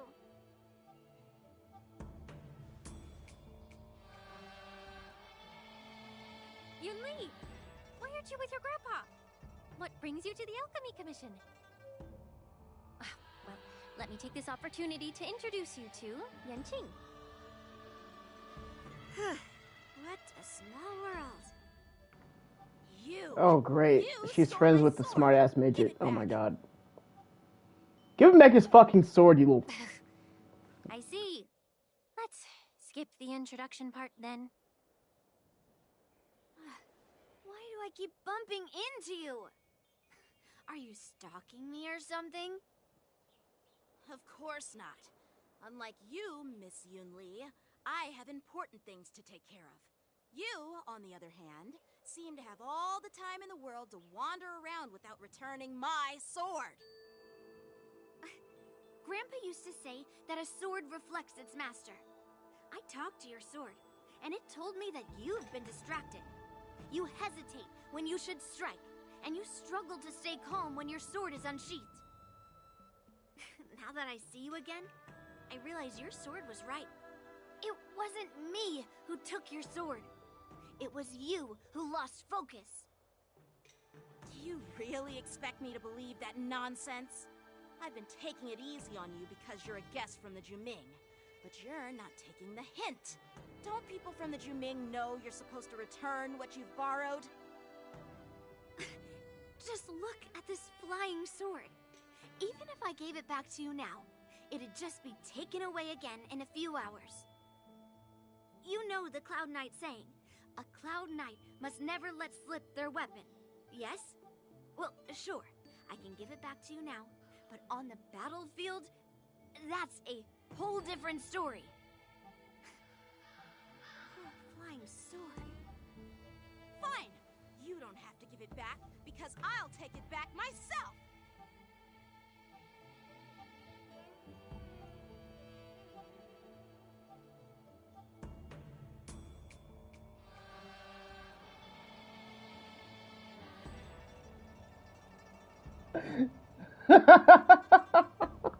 These options are fucking funny as hell, dude. Oh, I'm going with the second one. I'm going with the second one. Between these two, who do you think is tougher? Don't get me wrong, I'm just curious. Get ready to separate them. Oh my It's my first day at the Alchemy Commission. A brawl is definitely not how I imagined celebrating it. Well, since you don't approve, I won't draw my sword here. I didn't mean it in that way. Since you've already drawn your swords, you'd be disappointed if you didn't get to test one another, right? I've received reports that the delves near the Alchemy Commission are still infested with abominations. Seems like my predecessors left quite a mess. So, if you two want to determine who's better, why not focus on them instead of each other? Facts. Facts. Clearing out some abominations? Sounds boring. It's the Cloud Knight's duty to eliminate those abominations. You don't have to ask me twice, Miss Lingsha. I'll help you get rid of them. Oh, you think you're the only one who knows how to behave? If Lingsha needs anything, I'll gladly draw my sword and help her out. It's so heartwarming to see both of you being so sweet and caring. So then, shall we get going?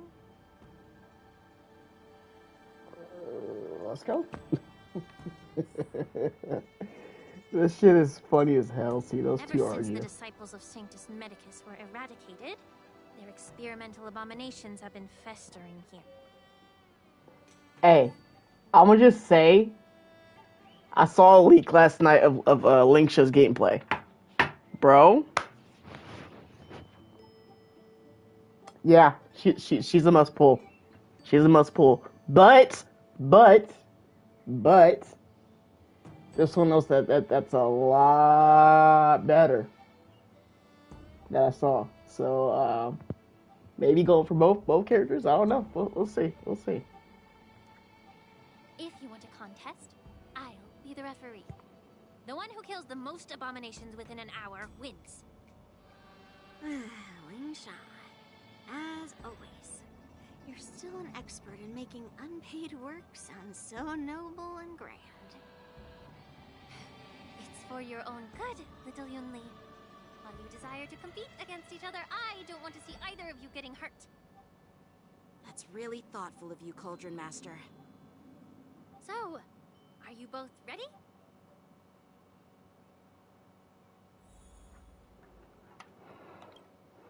Ugh. Looks like my predecessors left quite a mess. me say it again. The one who kills the most abominations within an hour wins. Be careful when you draw your swords, and make sure you don't hurt each other. Can we start now, Lingsha? Are we really doing this now? Oh my god. I don't have the right team for this! Oh no! Wait, and then Lingsha just, Yunli's just gonna just pop in. What the fuck? Okay. Alright, you know what? It's fine. This will work out, this will work out, this will work out. It's fine, it's fine. I'm gonna go... No, I wanna just... I don't give a bitch. Fuck it.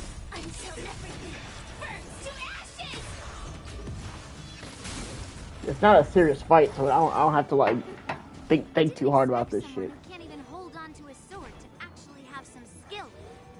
Shut up.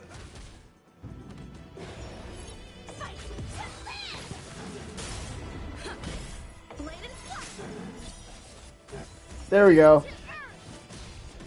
Oh, her sword animations are sick though. Striking where it counts.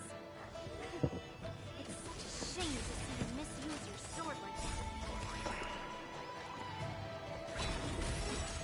that. Strike with heart.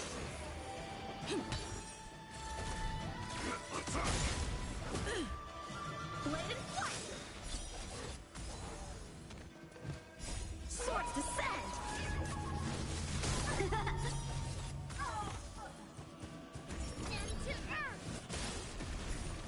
Nah, come on now.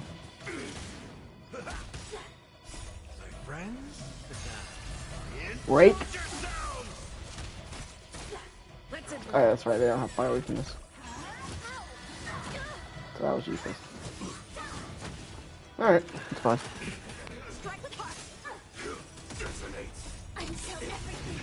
He said, dragging these nuts.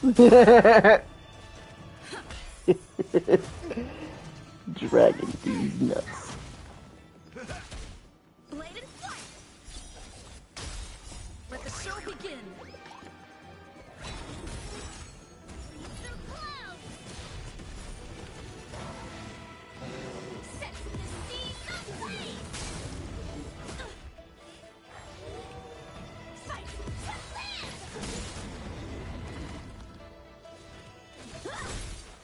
Swords descend.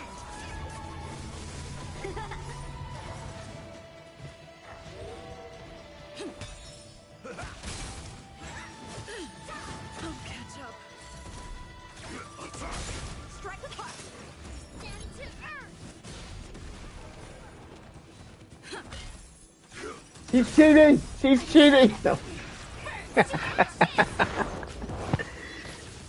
Cheater! That's funny as fuck. See? I won. Your technique was all over the place, and you relied too much on speed. Is this really all the Cloud Knights of the Luofu can muster? So disappointing. All you did was chop down a few monsters. Don't get carried away with yourself. Oh. Well, then I'll give you a chance. Defeat me, or hand over all your swords. What? If you're trying to pick a fight, just ask, because I'm ready for you. No!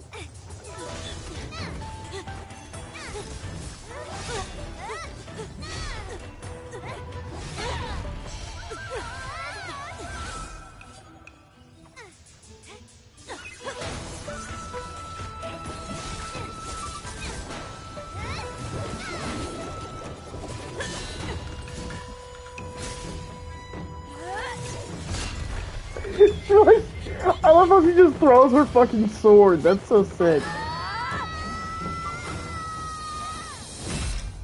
Whoa, whoa, whoa, whoa, whoa, whoa, whoa, whoa, whoa, whoa, whoa, whoa, whoa, whoa. It's Peso! Holy shit!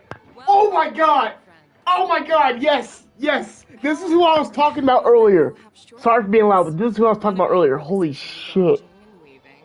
While the other relies on brute strength, trying to take down targets with It's Fei Xiao. Oh my god. This is the one I was talking about. Me? I'm just a patient seeking medicine from the Alchemy Commission. A passerby, if you will. Damn, she's hot. Fuck! Fuck! Full of impressive fights during the war dance. Yet here I am, able to witness a remarkable fight at the Alchemy Commission, of all places. Well, the Lawfu is never short of surprises. She just came walking in casually and just stopped the whole fucking fight. What the hell? Why don't you settle this dispute fair and square in the war dances ring? That way, you can resolve your differences with a proper duel and put your grudges behind you. Grudges? No, not at all. Yunli and I, we were just sparring. Nah, you can't. Sparring? You summoned your flying swords and she swung her sword with full strength. Yeah. No grudges between you. I don't believe it. She called out the bullshit, nigga. Oh my god. What brings you here, Lady Fei Xiao? Have you finished your health consultation? She called the bullshit out immediately. That's funny as hell. Oh shit. Always talks about you. Could it be that you're Ooh. Merlin's Claw of the Xianzhou Yaqing? Yep. Looks like I'm quite famous on the Xianzhou Lawfu, too. Of course. Everyone has heard of the great general. Known to all, and unbeknown to none. Great general. Isn't that title a bit too narcissistic? I don't like it. She seems chill as fuck. I heard there's a dozing general on the Lawfu, so I came up with a humble nickname for myself. The Lacking General. Lacking worries, regrets, and rivals. See? Sounds much better, right? My type of woman. Hey, I like that. I like that. Yeah, that's a befitting title that sounds both humble and impressive.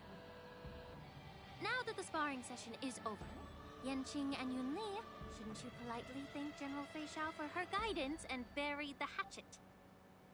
And give Yanqing back his fucking sword. Yeah, thank you! Oh my god. it might get taken away again.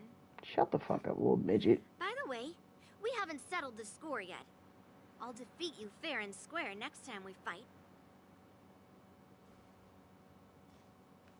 This is how she apologizes? Now that I finally got my sword back, I should report to the seat of divine foresight. I'll take my leave, General Fei Xiao.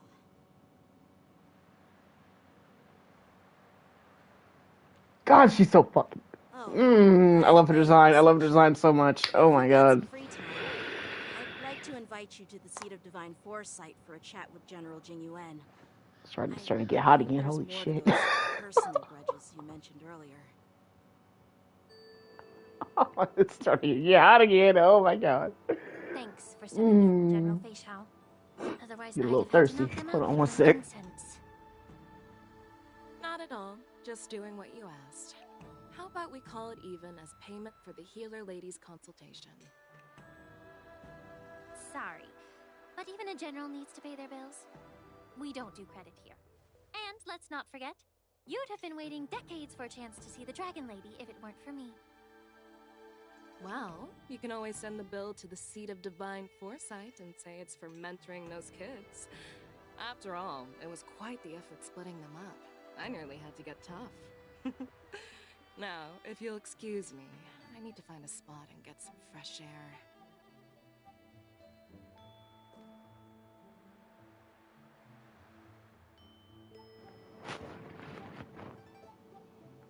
I like her. She seems chill as fuck, dude.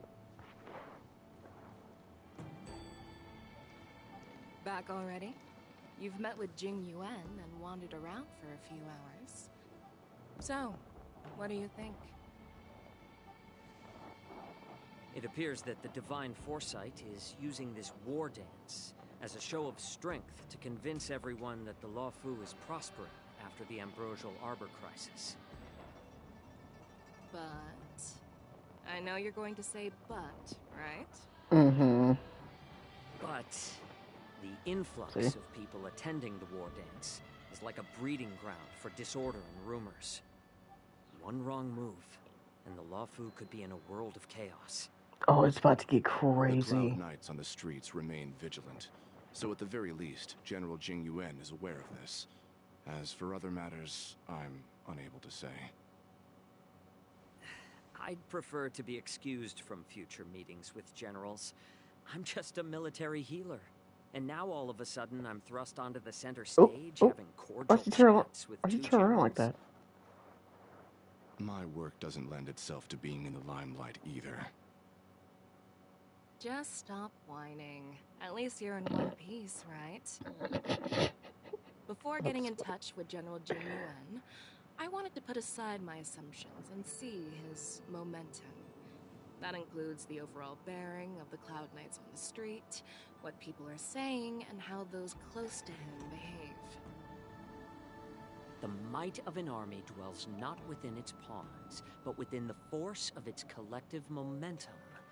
Recognizing this fact reveals the true measure of power.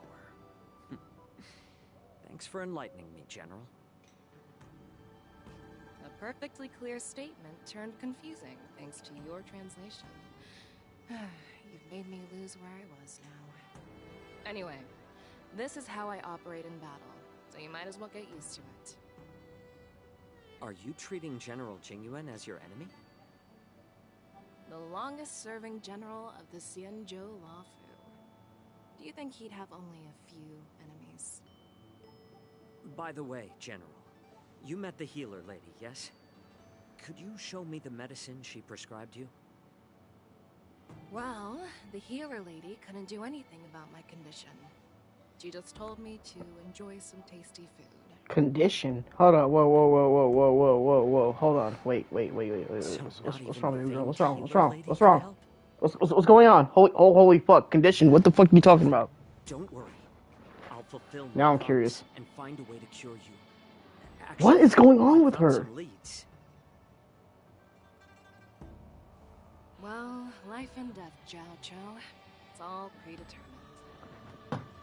Upon starting my military career, I made a pledge that Oh the rest no. of my life Oh no. would be Hold up. Wait. dedicated to being the Xianzhou spearhead, Swear. hunting down the abominations of abundance till the I'm taking a screenshot of this. Hold on.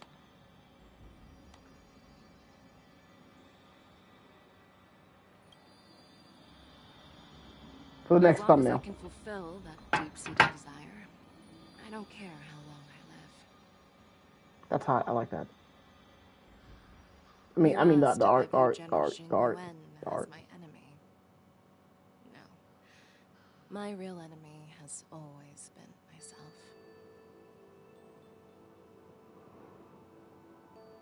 So is she dying? Is that what's going on? Enjoy some tasty food. So, what's for dinner tonight? Jeez. You really know how to read the room, don't you? Right. You guys figure it out for yourselves. I'm due to catch up with an old war friend I've not seen for quite a long time. I like her design. It's like modern, but at the same time, like more like urban-esque, kinda. Was that the Yaoqing general who just dropped in out of nowhere? I don't know. I don't know how to describe that fit she has on. It's hot. I like it. That massive sword? She just casually blocked her attack with ease. I know. Mine too. Yeah. But to go up against Yun Li is quite impressive, you know? That aura of heroism and grace. It almost makes me want to learn Xianzhou swordplay. You think so too, right?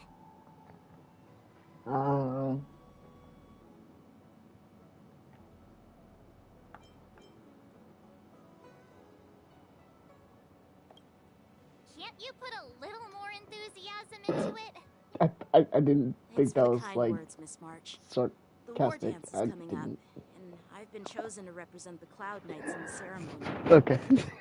I've had my fair share of defeats lately, and even though I know there are always more skilled sword masters out there, seeing General Fei Xiao's skills today has made me feel a bit uneasy again. Don't underestimate yourself. After all, generals won't fight in the ring during the war dance. Just remember the state of mind you had when you single-handedly took on me and Blade, putting life and death aside. With that mindset, you can prevail against most challengers. I see.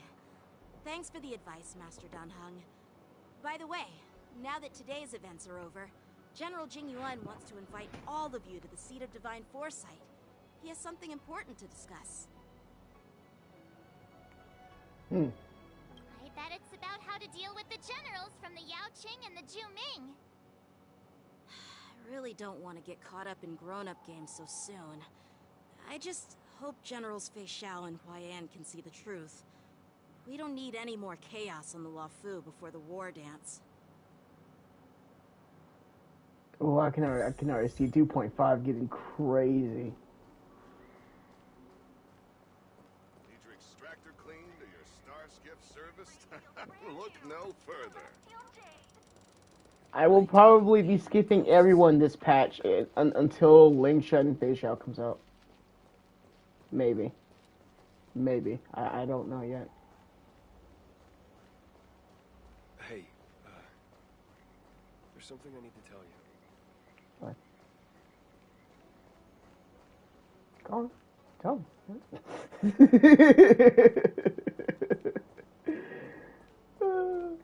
That's funny as fuck.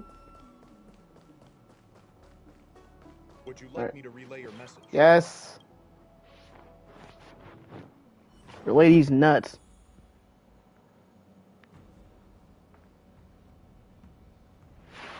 Damn it, servers still aren't opened yet for Arknights? Damn. Son of a bitch. Son of a bitch. Yeah, damn. Alright.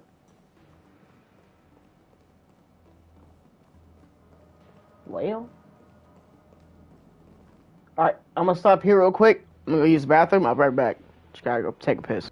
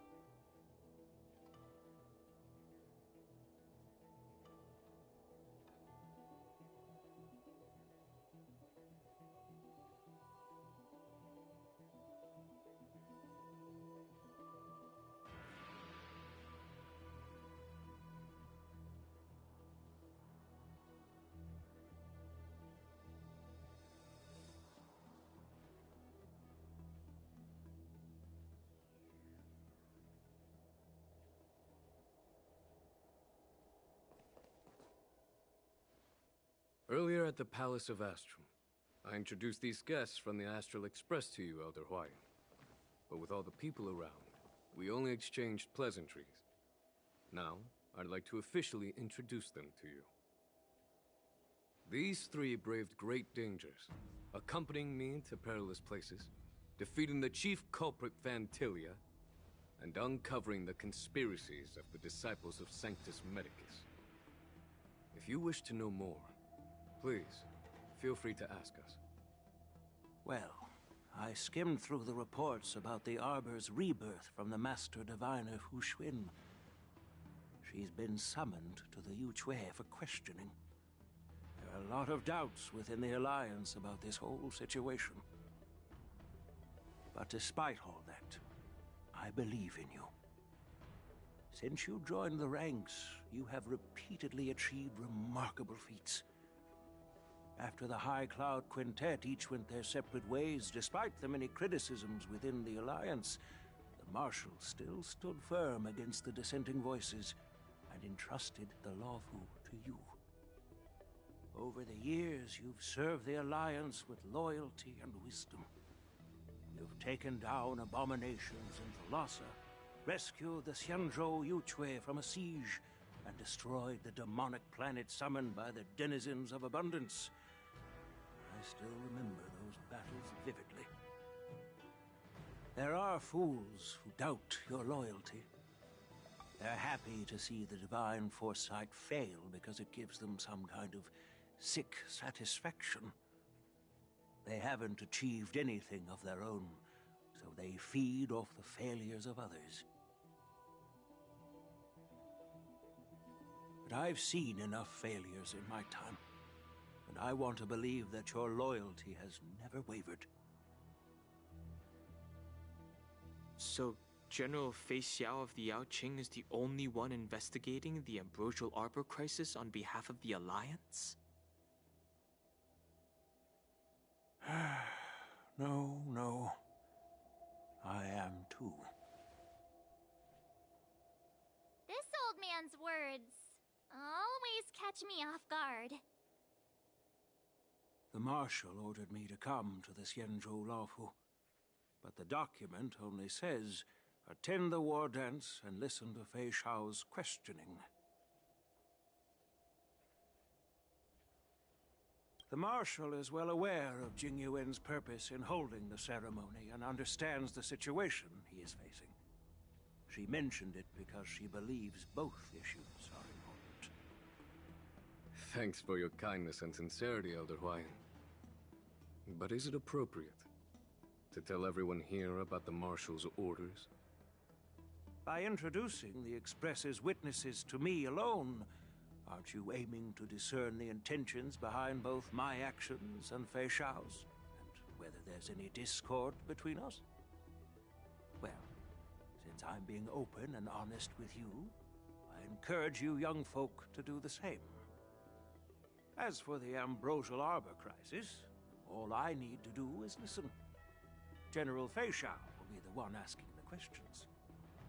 To be honest, I'm more concerned about the timely start of the war dance. Oh, by the way, I've prepared a gift for the war dance.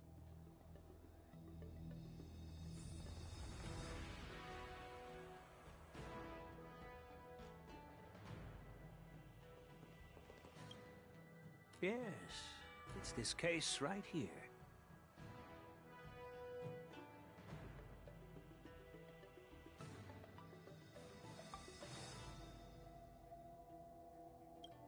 There will be numerous contests and celebrations during the war dance, and the main event will be the Ringmaster's Challenge. The host will dispatch a skilled warrior to take on challengers from all over the cosmos, showcasing the excellent martial arts of the Xianzhou Lawfu. When you mentioned that the Astral Express would be attending the ceremony, I thought the High Elder of the Lawfu would be the Ringmaster.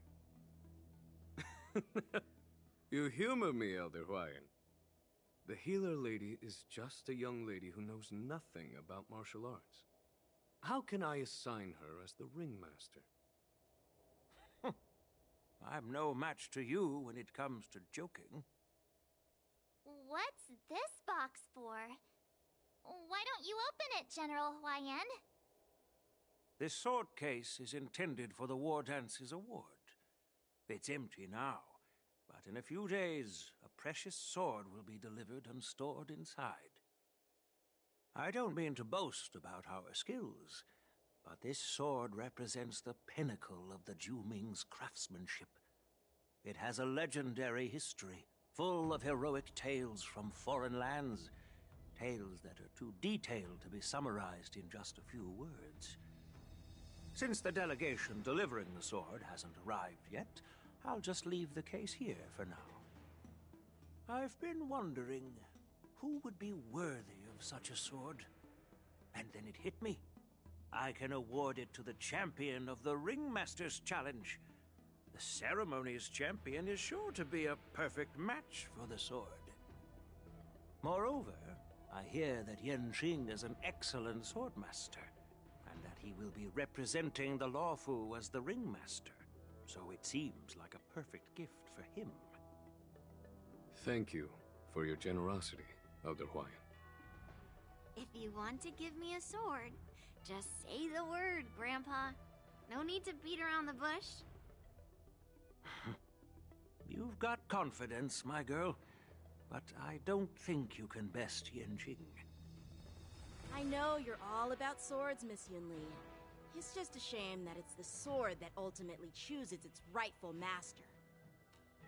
Yeah, and even if someone gets their hands on such a precious sword, it'll probably end up in someone else's. The outcome of our duel at the Alchemy Commission is still up in the air.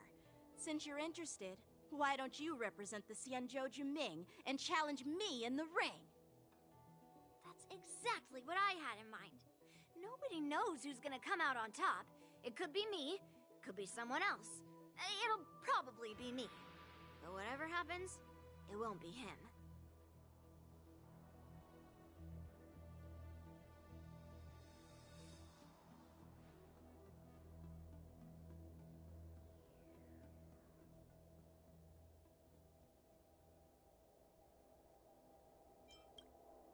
Not to be rude or anything. We've been watching their drama. I'm dying to find out who beats who. Quiet down. We have other guests here. I've prepared this sword to add some excitement to the ceremony, not to have you two squabble. It's not a good look for the Alliance.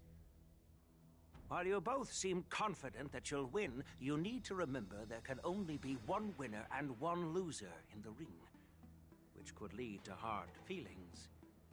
Actually, I have an idea. We don't know who the winner will be, and it might not be either of you. But if you're eyeing that prize, you'll need to work together. I want you to take on an apprentice who will take part in the war dance and win at least one match. How does that make sense? In my humble opinion, while a Cloud Knight is commendable by securing victories, it's even more so to pass on your skills and spread the way of swordplay. I'd be greatly pleased if this apprentice could represent the Express in the war dance by displaying their Cloud Knight flair and prowess. Well, Elder Huayan's idea is quite interesting. Imparting swordplay skills requires teamwork, and both the winner and the loser will learn a valuable lesson regardless of the outcome. The question is, whom should the two of them take as an apprentice? Huh? Who? Wait, me? I noticed just now that Miss March seemed quite interested in the outcome of your sword fight, so I thought, why not teach her the art of swordplay? Oh, wait. Are you serious, General? Why am I being dragged into this all of a sudden? I've never practiced swordplay before. I'm a total newbie. You really think I can learn it? Well, you'll probably realize I have no hope and give up on me. And that'd be so embarrassing.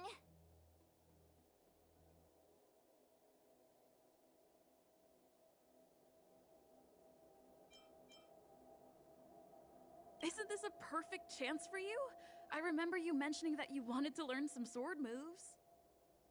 Yeah, I did say that. But this is all happening so quickly, don't you think? Miss March is like a piece of jade in the rough, just waiting to be shaped. The war dance is the perfect opportunity to see what heights she can reach. I appreciate your kind words, General Huayan. But won't teaching me swordplay be a waste of Yanqing and Yunli's time? They should be preparing for the ceremony.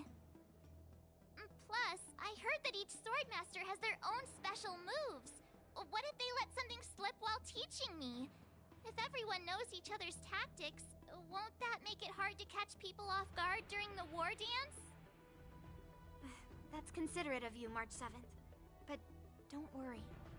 It'll take you at least a decade of hard training before you can even start learning special moves. No need to freak out. A few Juming swordplay tricks will mean you'll be more than equipped. Really? Looks like March's curiosity has been piqued.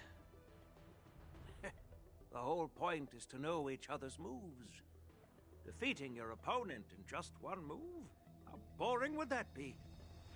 Plus, what really decides a swordsman's fate isn't some special move. It's the solid fundamentals. So Miss Yunli has already agreed. What do you say, Yang Qing? General, I haven't graduated yet. How can I be qualified to teach swordplay to others? So you're admitting your defeat, huh? If you're not even confident to teach, why don't you let me be the ringmaster instead? Yang Qing, teaching an apprentice is also a way of honing your own She's skills. she's short, but she's such a savage. Oh my god. Been an apprentice for years. It's about time you looked at swordplay from another perspective. I see, General. Then count me in. Now that Yang Qing has agreed too, it all comes down to Miss March giving her nod. It's up to you to make the final decision, March.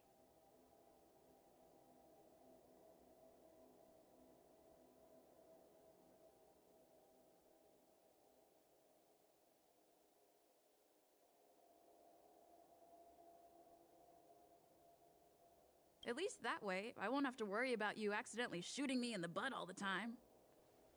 Hey, I've never missed my target. Then I'm on board. Thank you for your kindness, General Huaiyan. Great! Starting tomorrow, Yanqing and Yunli will teach you the basics of the Cloud Knights of swordplay. Fuck. Oh my god. Yunli and I will head out and purchase some sword practice equipment for Miss March. Think of it as a little initiation gift. You're too kind. Wait, you're giving me a gift? Shouldn't it be the other way around?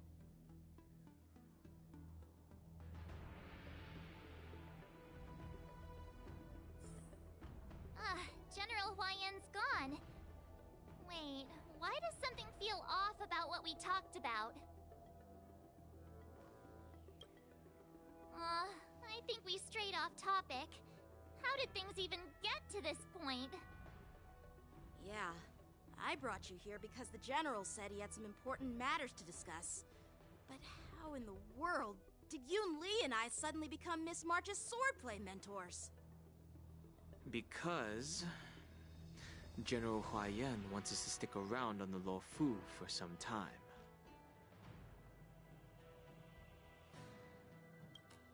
But from his point of view, we're no different from all the other tourists who may leave at any time.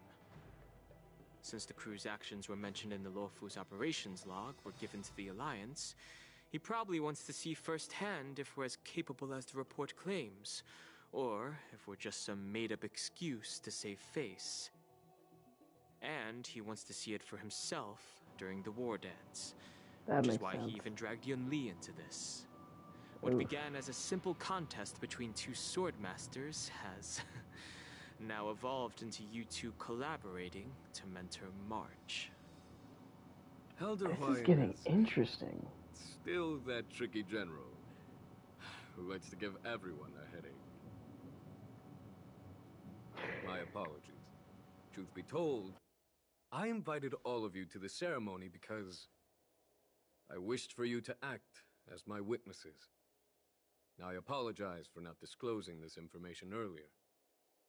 In the coming weeks, I'll also invite all of you to a meeting with General Fei Xiao, where you may need to answer her questions and clear up any doubts she might have. So Oh be shit. prepared for the meeting. And that, I feel like that meeting isn't gonna happen until next patch. I feel like, because not all that's gonna happen in this one story for 2.4. There's just no way. So it's either right now it's gonna be chill for the story, but when 2.5 hits, the story's about to get extra serious. I feel like. So, oh, this is interesting. Oh wow. Oh wow. Okay.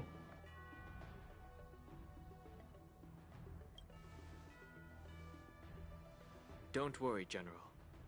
No matter what happens, I'm prepared to stay here as the Express's witness and answer any questions.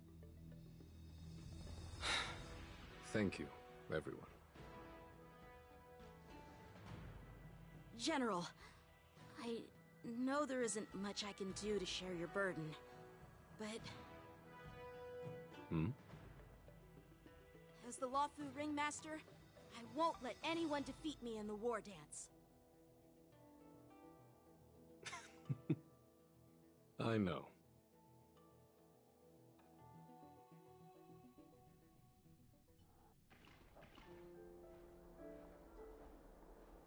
The illustrious Merlin's Claw waiting for me? And for so long, too? It's quite an honor. It's been a while, General Fei Xiao. It's been 30 years since we last saw each other. Right, Yukong? Yes.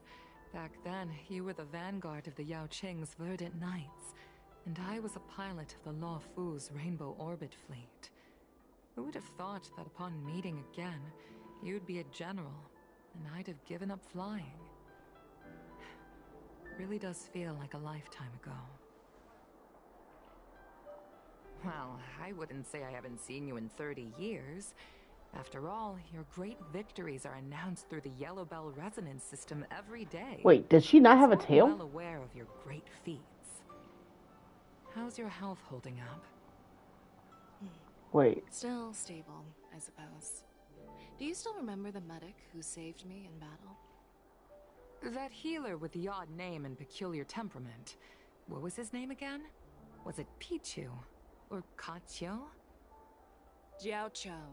He's been my retainer and personal healer, delegated by the Alchemy Commission from the Xianzhou Yao Qing.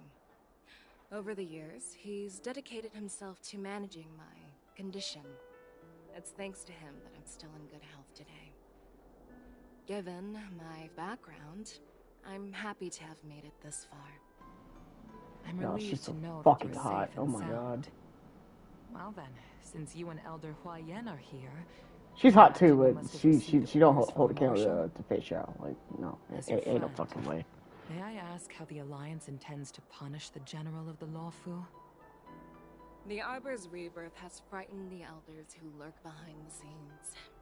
They fear the resurgence of abominations, much like what happened 30 years ago.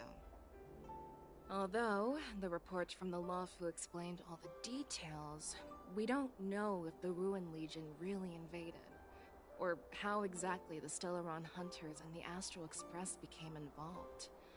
This puzzle has many missing pieces. As you know, the fugitive Jing Liu, who mysteriously disappeared many years ago, has resurfaced. Hey, my other wife. This time, she has brought along an outworlder and a coffin, claiming to offer the Marshal a method to fight against the Eons. The Luofu Preceptor has also leveled accusations against Jing Yuan for neglecting the Alliance's principles. She asserts that Jing Yuan enabled the exiled Imbibitor Lunae to re-enter the Luofu, thereby unlocking the lunarescent depths within Scale Gorge waterscape, which in turn disrupted the Vidyadhara's dutiful watch over the Ambrosial Arbor. It is for these reasons that I have come here to the Luofu today. Whoa, whoa, whoa. So everything that the general did was against a lot of rules. That's why she's here. Oh shit. Oh, okay. Now I understand. Okay, yeah. It's about to get serious. All right. Well, duty calls. Perhaps I shouldn't have mentioned all of this to an uninvolved person, but since we once fought together, I didn't want to keep you in the dark. Perhaps pretending you didn't hear any of this would be for the best. I understand. I'm sorry. I was out of line. I know I shouldn't be defending General Jing Yuan right now, but... well, you know how I am. The Luofu has enjoyed centuries of stability since the end of the sedition of Imbibitor Lunae, much of which can be attributed to General Jing Yuan's masterful strategizing. Unfortunately, for a long-life species, Enduring through the ages always culminates in a failure that undoes all previous achievements. A moment that our adversaries relish. Okay, I just noticed she doesn't have a tail. Her tail's gone. I'm thinking it might be tied to her sickness. I don't know. But I'm hella curious now. This is getting very weird, but interesting.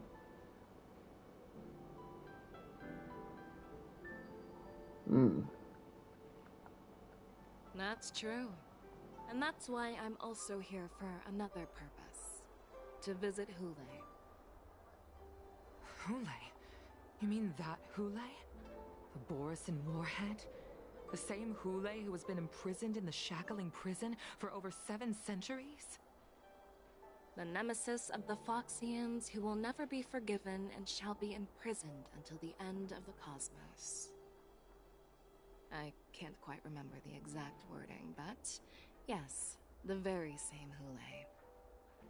Usually, only emissaries from the Xianzhou Yaoqing Skyfaring Commission visit him once every century. Why do you have to visit him now, of all times? The Foxians and the Alliance made a pact to combat the abominations, aiming to achieve justice and free their kin. That werewolf monster is to be forever imprisoned in the dark recesses of the Shackling prison, facing unending retribution. Given the situation on the Luofu, those on the Yaoqing are concerned about Hule's imprisonment. I'm afraid that the routine visit every century is no longer sufficient to ease their concerns. Take these screenshots while I can. To reassure them. It's all bad news. Well, not everything. There might be a silver lining. Oh, by the way, I found some clues about the thing you asked for. Tell me more. The Verdant Knights followed the route you mentioned and discovered the wreckage of the Whistling Flame ship. Unfortunately, there were no survivors and no cargo. However, someone had already been on the scene before we arrived. Our people? Or someone from the IPC? No, neither. Yukong, have you heard of a person named Ron May?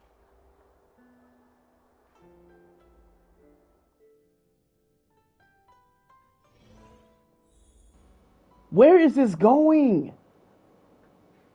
Wait, why was Rami just mentioned there? What the fuck? Hold up, wait, whoa.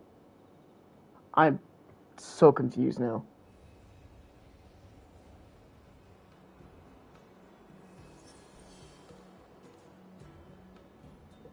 Day 2. I'm still feeling sleepy. Did I oversleep?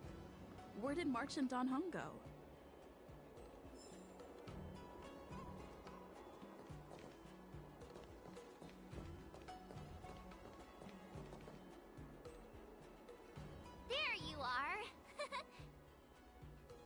You haven't forgotten about our promise to General Huayan, have you?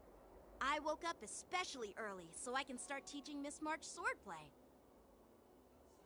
Hey, why are you blushing, Master Yanqing? This is, the first time someone has called me Master. I need to, get used to it. Let me make it clear. Swordplay training is about improving your body, mind, and strength. It's not a casual game you can master overnight. I promised General Huayan that I'd teach you Cloud Knight swordplay, so you can participate in the war dance and defeat at least one opponent. I'll do my best, but if you break your master's rules...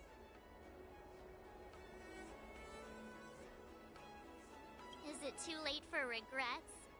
I'm already regretting my impulsive decision. Honestly, I'm not sure what I'll do either, because I've never been a teacher before.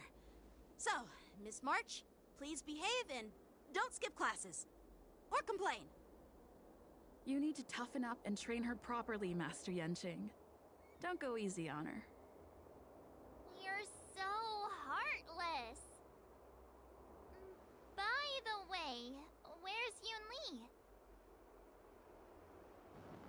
By the way, I just want to say I love hearing like the main character talk without me having to choose the dialogue.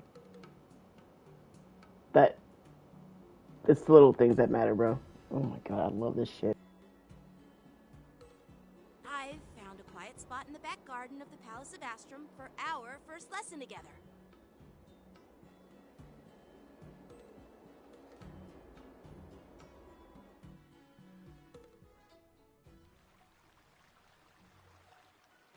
Seriously? It's the first day and you two are already late? Why is everyone on the Luofu so laid back? So disappointing.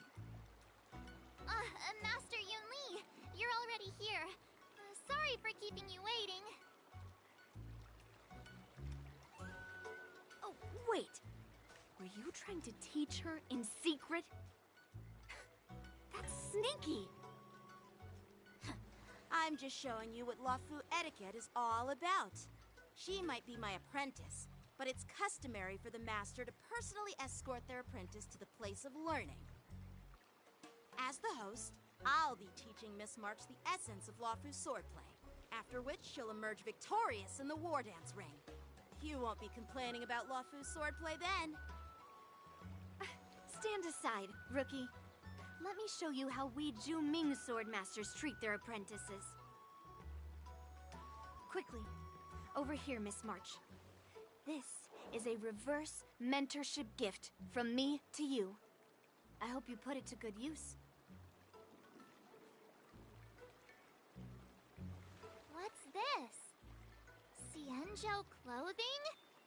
It's so beautiful! Hey, we're getting our new March 7th. Requires precise movements.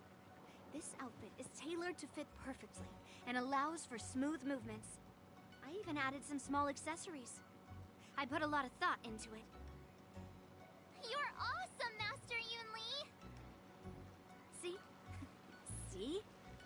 How can you compete with me? I'll teach March 7th the essence of Zhu-Ming swordplay so she can win the contest with my sword skills. Oh, she's trying to win up my man's though. What the fuck? That's hella funny. Huh? You have a gift for me too, Master Yanqing? Since you want to learn swordplay, Miss March, you'll need suitable weapons. So, Hey. I went out of my way to prepare a pair of swords overnight. Let's go. Unfortunately, I didn't have time to ask the craftsman to customize the swords for you. But I did my best to choose ones that look nice and are suitable for a beginner. I hope you like them, Miss March. Thank you, Master Yanqing! Bet you didn't see that one coming, did you, Yun Li? Ha! Let's go. The real competition is just getting started. Don't let her short ass win. The fuck? But why does it feel like things are getting a bit weird? That's funny as hell. So what do you think, Masters? Does this outfit suit me? Perfect. I chose it carefully. It's perfect for beautiful young swordswomen like you and me. All right, let's get started with the training. The person next to me is a Cloud Knight instructor I've brought in. Okay. First lesson, try exchanging a couple of moves with him. Wait. We're having actual combat training for the first lesson? Isn't that a bit too intense?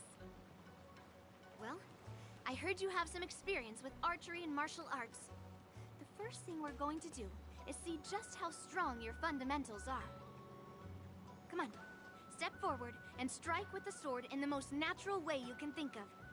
It's important for us to grasp your natural movements so we can decide where to start and what you need to learn. If you're ready, let's begin. Okay.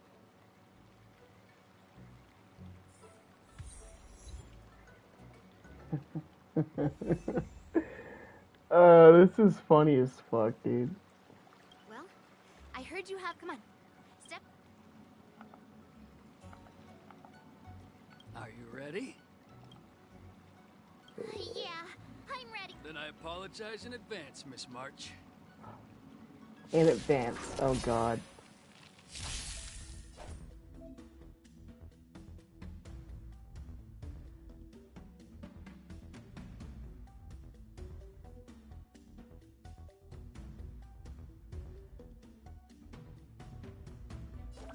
Oh, come on!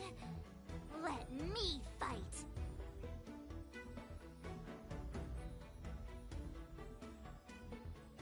Please, have some tea! Pay close attention, Miss March. Lawfu swordplay is all about being swift and agile in your movements.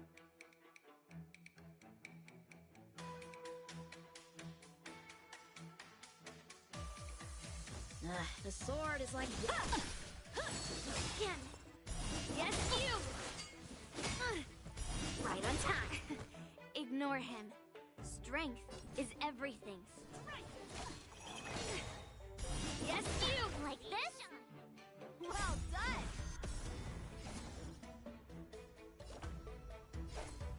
Yeah! How many can you block?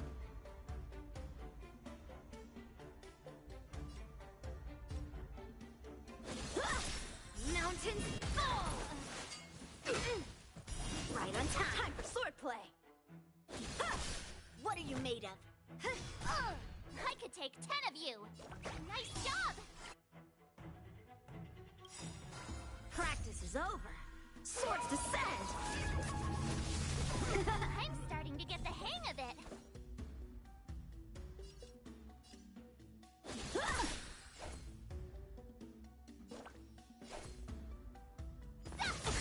Awesome! You'll make good practice. With a true heart and focused mind. Here I come! Time to show you what I can really do. Azure Dragon, White Tiger, less cards. What's this? Strength while the iron is hot. What are you mumbling about? Isn't this, sword technique? Shouldn't I be saying something cool? Right on time. Yes, you!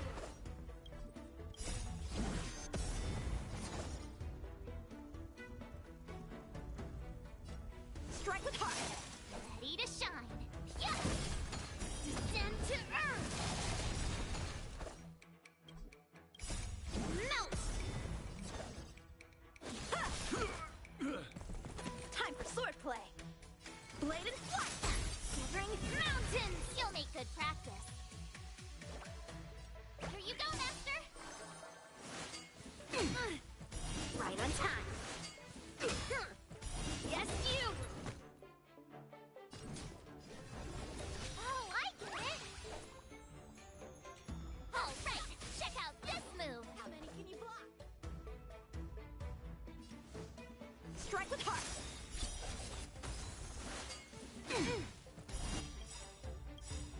Right on time. Practice is over. Swords descend!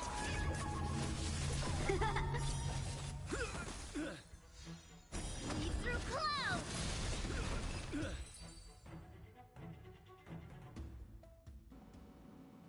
Okay, the new March 7th is interesting. Didn't expect the first lesson to be so intense. Very interesting.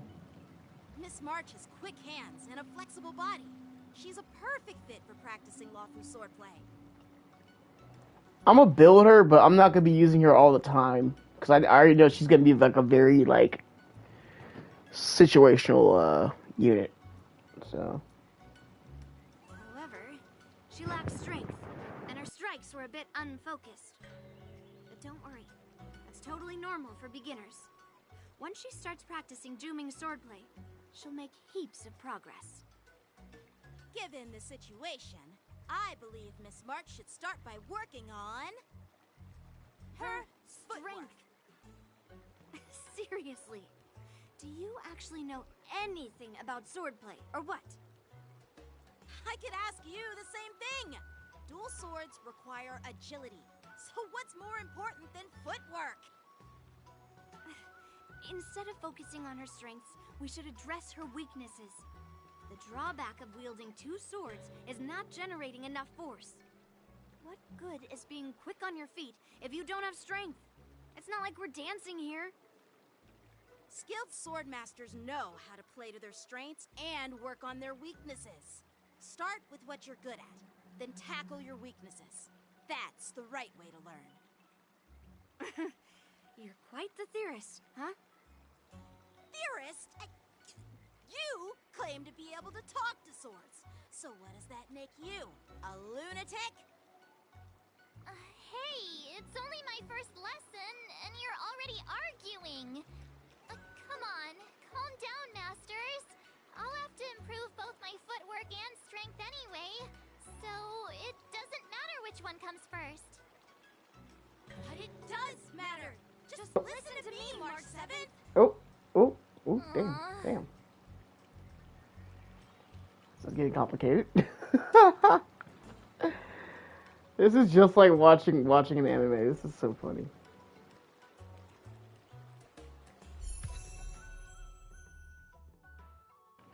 And we got it. Okay, cool. Got it. I wonder how long this story's gonna be. I want to finish it off, but I kind of want to wait until later tonight to do the rest. Because I literally just did this just to unlock March 7th. the new March 7th. Yes, switch to the hunt. And I don't even have her leveled. Oh, she's low. Oh, she's only level 50. Oh, I have all the fucking... Okay. Today me is even more awesome than yesterday me.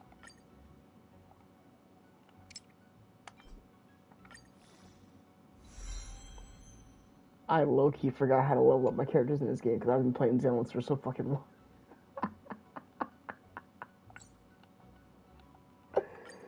Oh my god, that's funny as fuck, dude. I can craft these, right? Because I'm not trying to be doing it. Oh my god, I can. Oh my god. Oh my goodness. Oh my god.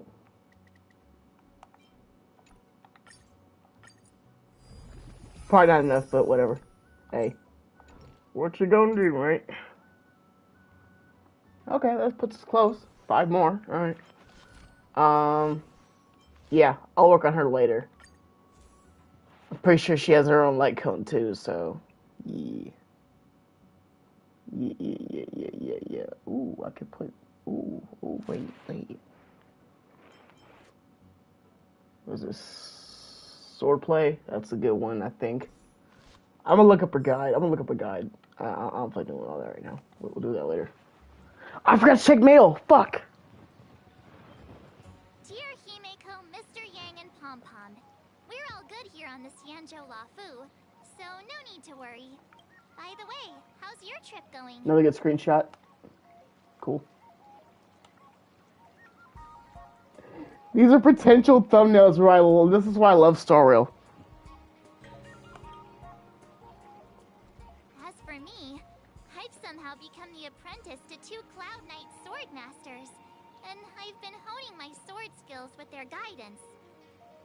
One of them is Yanqing, the boy we've all met before. The other is Yun Li, the granddaughter of General Hua Yan from the Xianzhou Juming.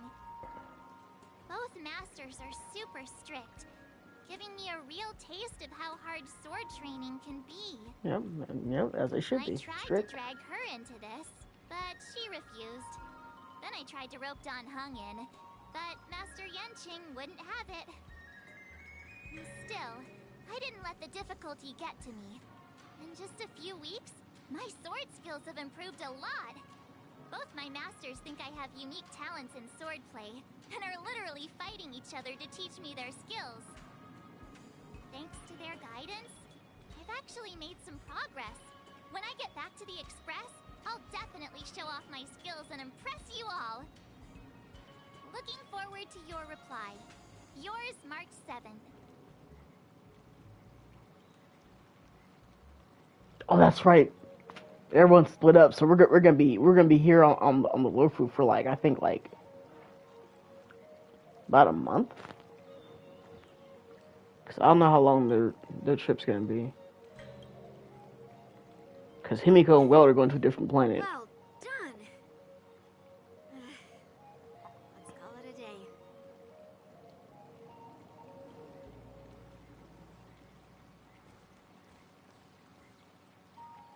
Miss March's sword skills are really coming along. She'll hold her own just fine in the war dance. I kind of like the new design. Not gonna lie. I like it better than the bird and their old one. All that pink and blue and shit. Was not a fan. Perhaps I might have a shot at beating both masters in the ring? No.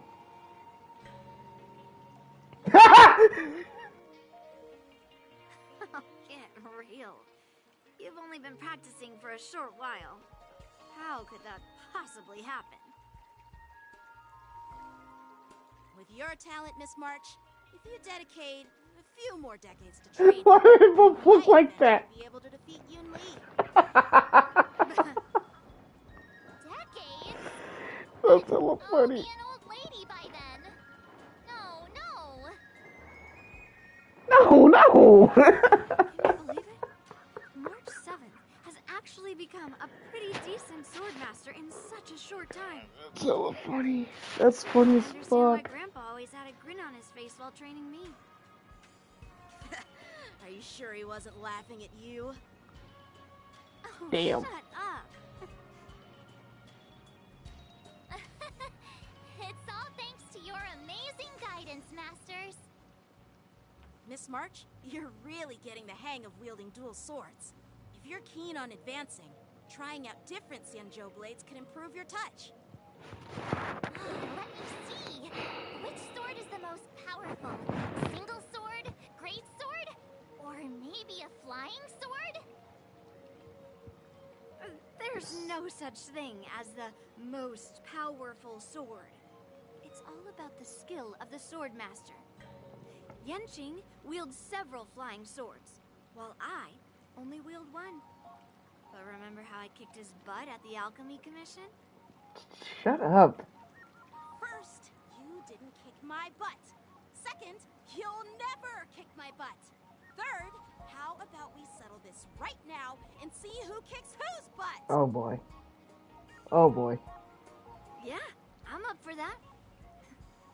And if I kick your butt, you'll drop out of the war dance.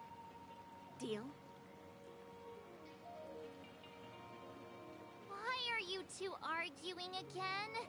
I thought things had been improving between you lately. There was talk that the leading disciples of the Law Fu and Juming generals Oh. were supposed to face Yep. off in the war dance, but for some reason, they suddenly teamed up to train an apprentice of their own. Mr. Spicy Hot Pot.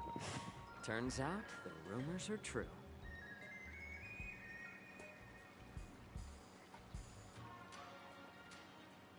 Tomorrow is the big day of the war dance. Shouldn't you two be focusing on honing your skills instead of teaching swordplay here? You're... Oh, that's right. You're the pink-haired fox from the Yaoqing.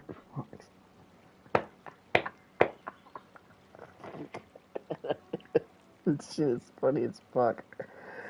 This is Mr. Jiaoqiu, the healer working for the general of the Xianzhou Yaoqing. Ah, got it. So, you're the participant attending the war dance on behalf of the Yaoqing. And you were trying to sneak a peek at our training? Sorry for the misunderstanding. That's funny I as don't know hell. anything about martial arts. I'm just here on the general's orders to take care of some official business. I didn't mean to interrupt your training.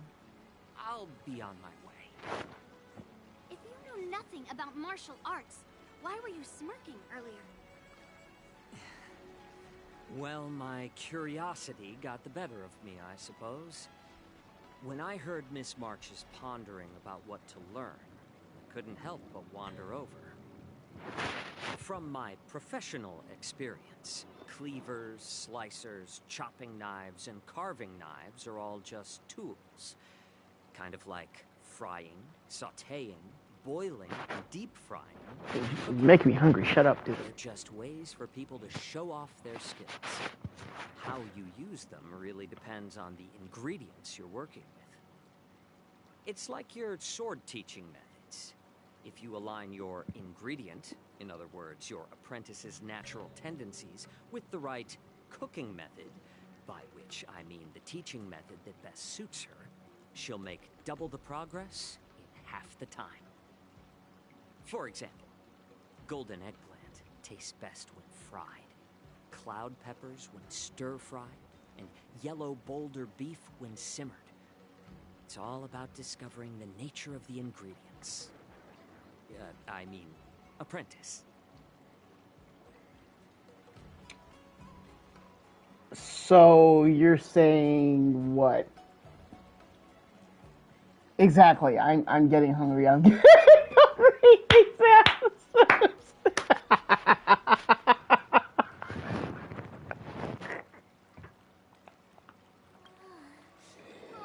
Oh my god. Bro, exactly what I was just saying. Like, what the fuck? Why are you talking about food? Well, it's just a metaphor. The medicinal school I follow on the Sanzhou Yaoqing is called the Rancha School. It specializes in food therapy.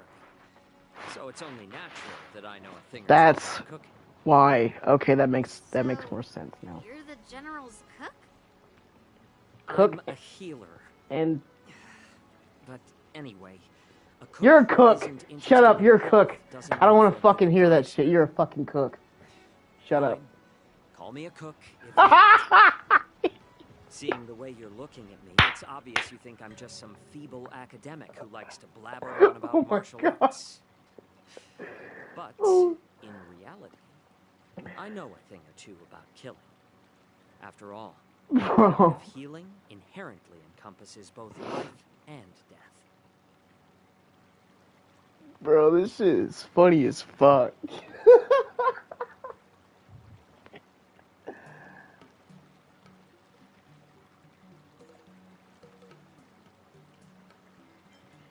Sounds like he just got offended. Seriously? Trying to save face in front of kids? Ugh.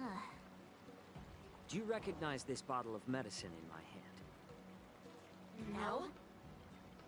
This is They all called said no. tumble dust, an extract from an exotic flower named Yabra. Ugh, is it poison? Well, it depends on how it's used. With just one drop, it's able to numb a patient's body during surgery, making them painless throughout the entire process. Ooh. However, increase the dose or the potency, and it'll slow the metabolism, making the blood thin and resulting in the loss of all senses. Even long-life species cannot escape its effects. This thing can save lives or take them. It's more powerful than the swords in your hands. That may be so, but still, I prefer settling things with a sword than, you know. Huh. Looks like I did get you all wrong. You're not a feeble scholar, but a sinister and despicable one. Hey, why the insults all of a sudden? I'm just sharing some medical knowledge here, not persuading you to poison anyone. Seems like you get real excited when talking about poison.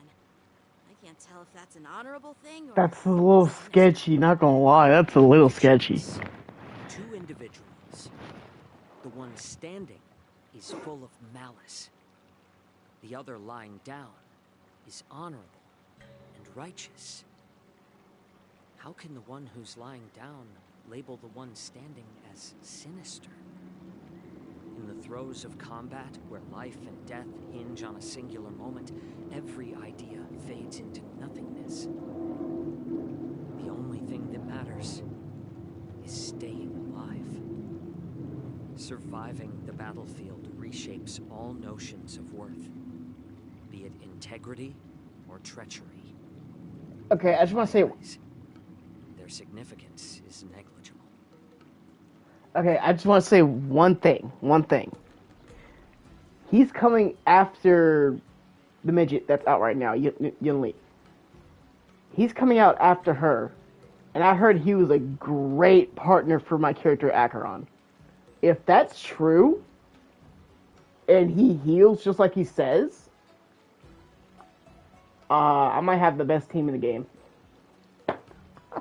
Not even joking. If he's that good, then yeah, you might have to go ahead and yeah. He's an interesting character, though. I will say that. Story-wise, he is a very interesting character. I'm interested to see what he does throughout the story. Perhaps you've underestimated Yunli and me, Mr. Jiaoqiu. We may be young, but we've seen our fair share of war. Well, well. Then you should know that the war dance is nothing more than a contest. So why are you so focused on it? When I was appointed as the ringmaster for the war dance, I asked the general, we Cloud Knights are supposed to charge into the fray and slay enemies. Why do we have to swing swords in a ring just to please an audience? And this is how the general replied. To unsheath your sword in a ring is no different than on the battlefield, as your sword reveals the might of all Cloud Knights. The war dance is the perfect chance to showcase martial virtue and forge alliances from all over the cosmos. When we unsheath the sword without drawing blood, we not only display our might, but also the martial virtue of the Cloud Knights. That's quite an insightful statement, Yanqing.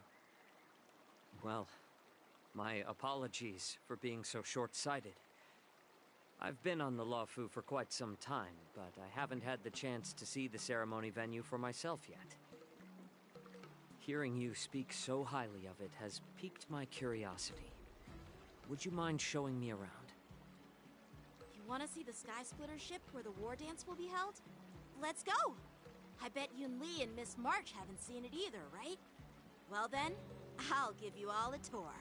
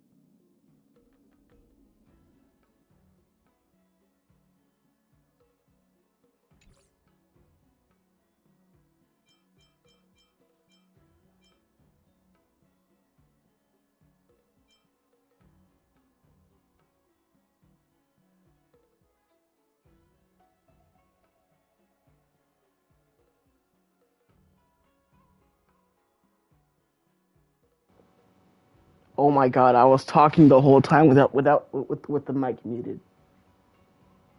My god. You know what? We'll just move on. It's fine. Whatever. Anyways, yeah. Just gonna pretend like that never happened, okay?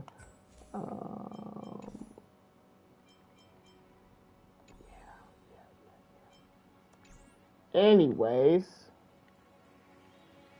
Let's go. I'll give you a tour of the Sky Splitter.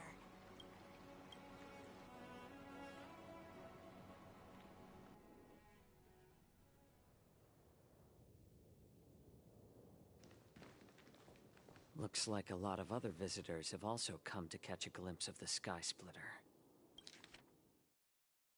Looks like a lot of other visitors have also come to catch a...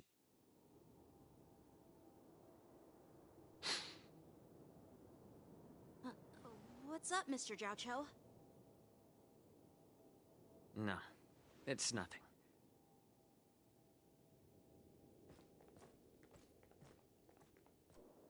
Do you see that airship in the distance?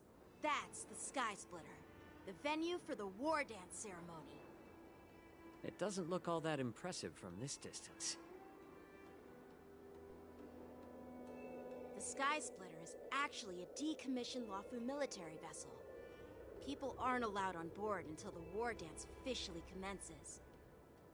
Tomorrow, when the bell rings and the ceremonial cannons roar, I'll be there representing the Cloud Knights of Xianzhou Luofu, standing in the ring, ready to take on challengers from all over the cosmos.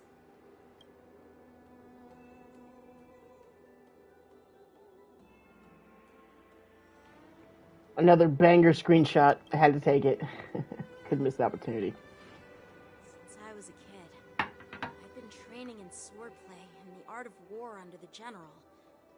Every day, I'd swing my sword 10,000 times, and then thrust it 10,000 times, repeating the process over and over.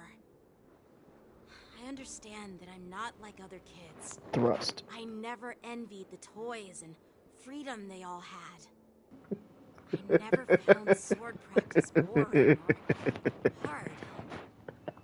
Even in the thick of battle, facing down savage abominations, I never felt scared. Each day, I could feel myself getting stronger and stronger, and I racked up countless victories. It's the best feeling in the world. But then, I faced a really tough opponent. And just one slash shattered my confidence into 1,000 pieces. That's when I felt true fear for the first time. Maybe that's what Mr. Jiaoqiu meant by life and death hinge on a singular moment. Every idea fades into nothingness. After that, I had to pick up the pieces and try to put myself back together. But no matter how hard I tried, I couldn't seem to find my old happy self again. I often ask myself, why do I wield my sword? If defeat is inevitable, why do I continue to fight? Is it to reclaim the joy of victory? To meet the General's expectations? Or to secure my honor among the Cloud Knights? While the General could teach me the art of swordplay, he couldn't teach me why I should keep on going. He said the reason must come from within myself. I've been struggling to find that reason.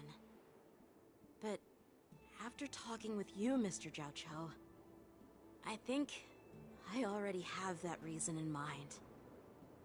As a member of the Cloud Knights, and the General's apprentice, I've had a weight on my shoulders. And I know there's still more to shoulder. But when I wield my sword, it feels like I'm letting go of everything. I love the feeling of giving it my all, facing any obstacle in front of me, pressing forward. That's why I wield my sword. Oh, Yanqing. So young, yet so grown up. By the way, how old are you exactly? Age doesn't really matter. All sword masters will understand how I feel. I get it. Looks like all the kids on the Luofu live tough lives. So, how about you, Miss Yunli? Damn it! I was about to ask, like, how old is he? He has to be at least 17. And then you and Lee's probably at least like what 12? No.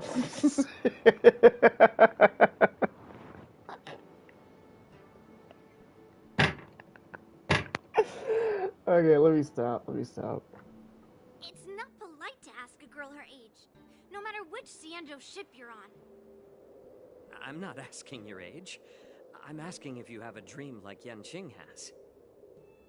You don't talk like a cook. You sound more like a TV host or something. Need I repeat myself again? I'm a healer. Well, I don't have a dream like Yanqing does.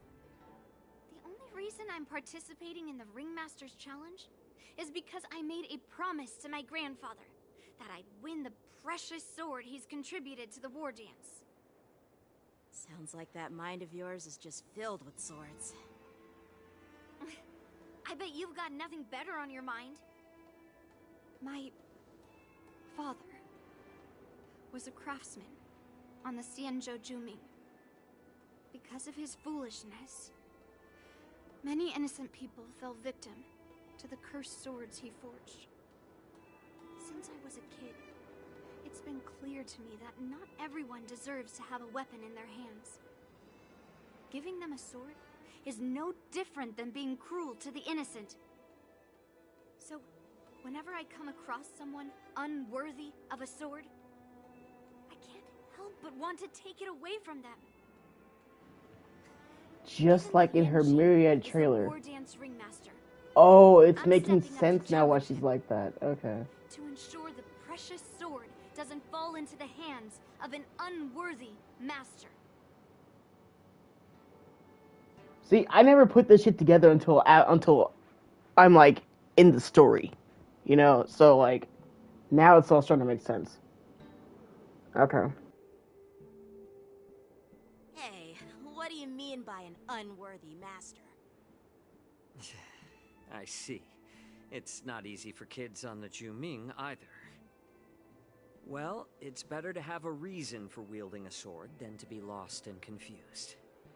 I've saved countless Cloud Knights in my life, and there are plenty of exceptional warriors, just like the two of you. What happened, Mr. Jiaoqiu? Oh, nothing. I was just reminded of some old friends and old tales. Judging from my professional perspective as a healer, both of you possess remarkable vitality. Your energies flow like raging fires and mighty gales. The upcoming fight will definitely be impressive. Well, we've seen the Sky Splitter and toured the Stargazer Navalia. I guess it's time to say goodbye for now. What? You're leaving already? But you haven't asked me about my dreams. I've been working hard too, you know. It's getting late, Miss March. Unlike you lot, I'm a grown-up bound by responsibilities and duties. The tasks entrusted to me by the General won't complete themselves.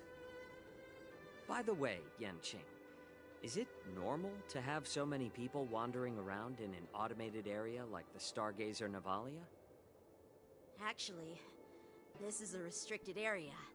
But since you're all guests, I made an exception, so you could take a look around. I understand. Well, I'll take my leave. I wish you both the best of luck in the ring tomorrow.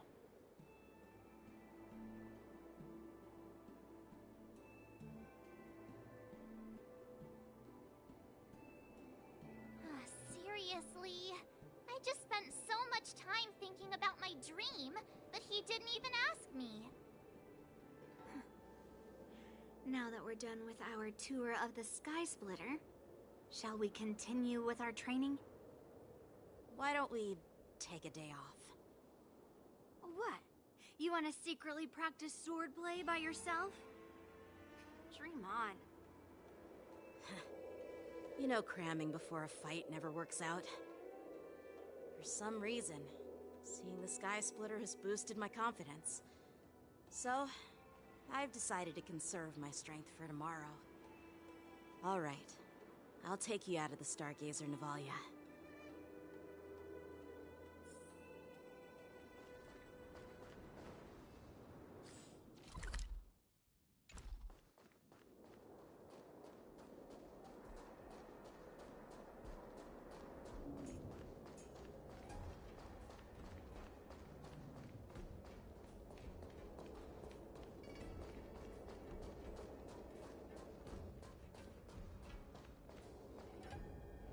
Just shut up, Red Fang. This is not a beast ship. I need some time to take care of things. You willingly donned the skin of a lowly beast to join this mission, dedicating yourself to our glorious cause. And now you're telling me you can't handle it? Do you realize how many ships we need? I'm doing my best, all right? It takes time to figure all this out. When the guns go off tomorrow, all eyes will be on it. That'll be our only chance. How's that? Who's there?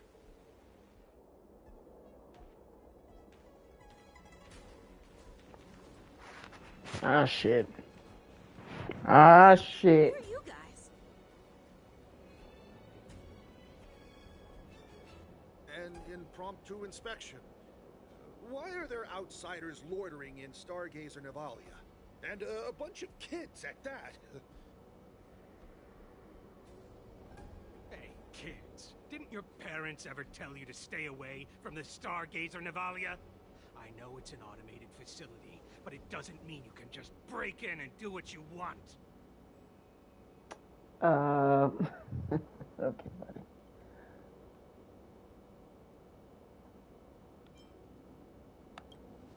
First of all, I'm an adult. Second, I didn't just break in. Yeah, we flew here on a star skiff. Like, whoosh! Well, I'm not trying to tell you off, but this place is off limits to the public, you know? Big sis, let's go. I want to play in Everhunt Plains.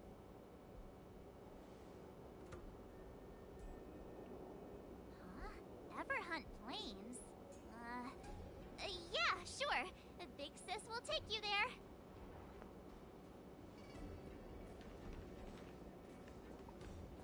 Shuha!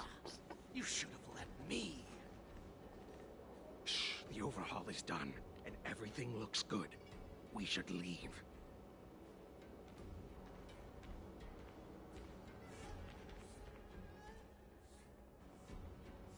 Sketchy as hell.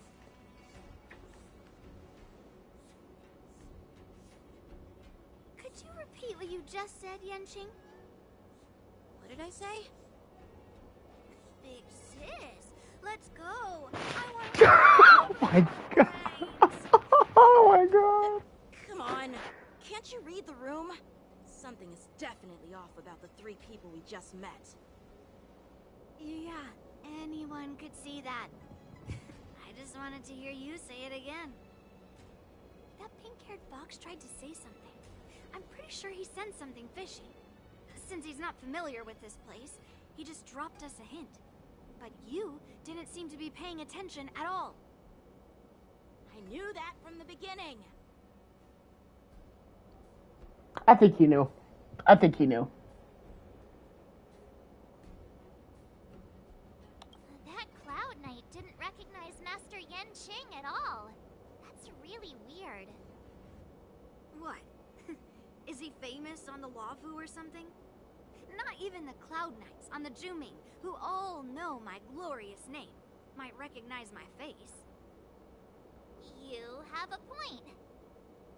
A Cloud Knight, a member from the Skyfaring Commission, and a craftsman. They're from various departments, and the reason for the overhaul seems legit. But one of them blurted out some weird language just now. Did you hear that? I have a feeling that if we secretly tail them, we'll definitely catch these guys in the act. Follow my lead, and be careful not to blow our cover.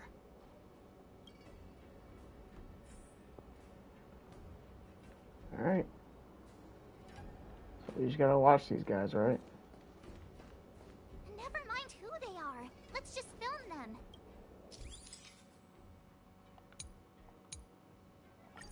Gotcha.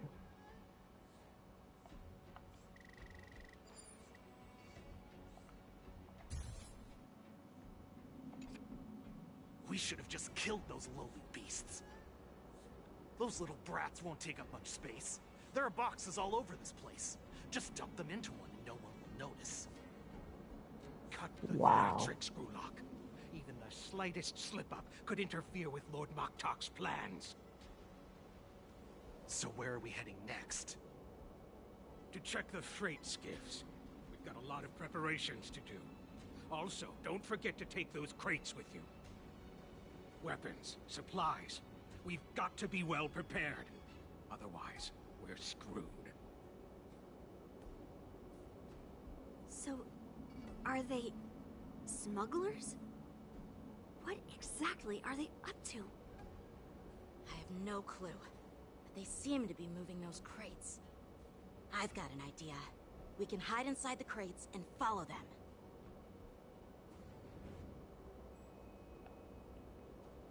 I don't like where this is going.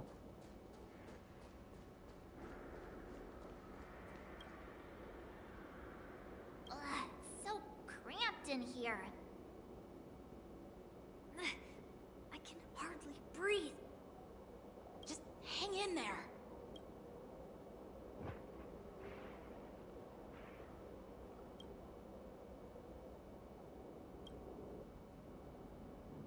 Let's just put the cargo here for now, all right? Then we'll move on to inspect the ships. Lord Moktok said that as soon as we're done, we're to board the freight skiff and leave this place. Don't worry, I've changed the shipping schedule. You two, come with me. Is it just me? I keep smelling that stench of lowly beasts everywhere we go. Don't be so paranoid.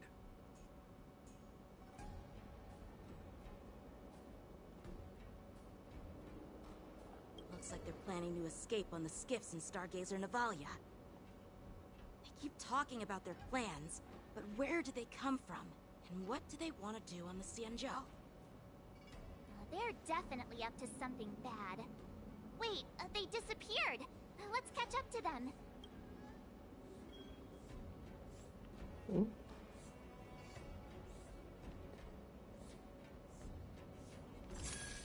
Oh,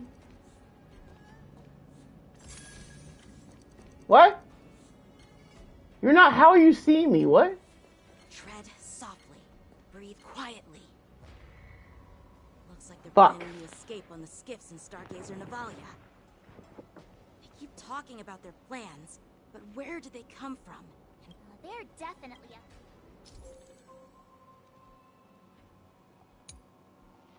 Oh, just like this. Yep. Okay. Yep.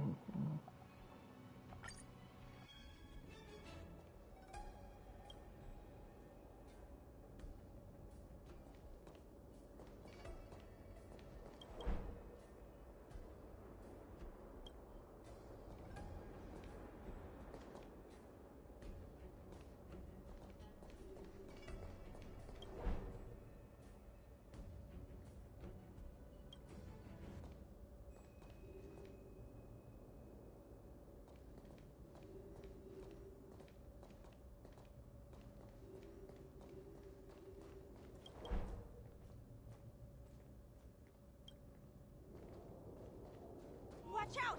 They're on high alert!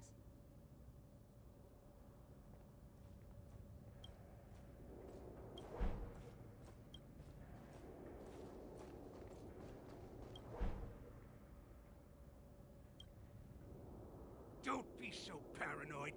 We're running out of time. Get over here! Shuhard, I'm coming!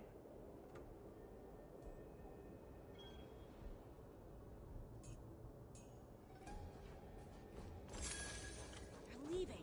We should catch up to them. Quickly!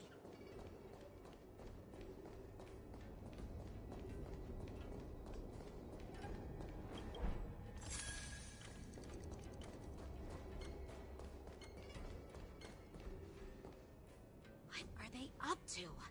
They're all wearing official uniforms, but I'm pretty sure they're not members of the Skyfaring Commission. the Artisanship Commission, or the Cloud Knights. This is way too suspicious. Never mind who they are. Let's just film them. That way, if they do anything bad, we'll have solid evidence against them.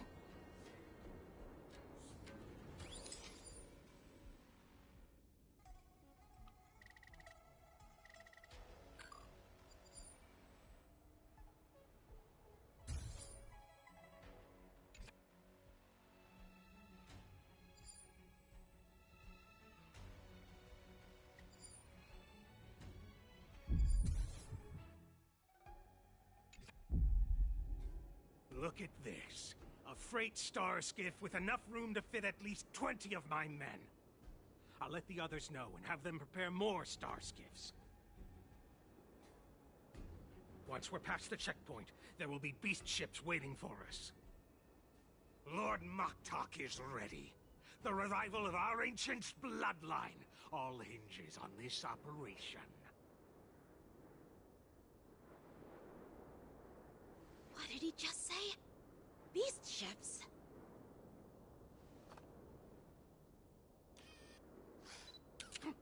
Who's there? It's those brats! I told you to get rid of them, but you didn't listen, you idiot! Wipe them all out!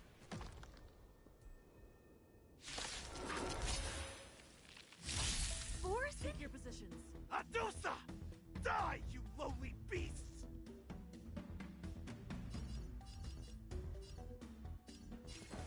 Let's improvise. You'll make good practice.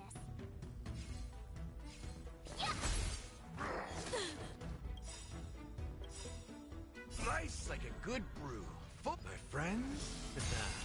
Indulge yourselves! The mood is set just right. Let the show begin. That's all you got?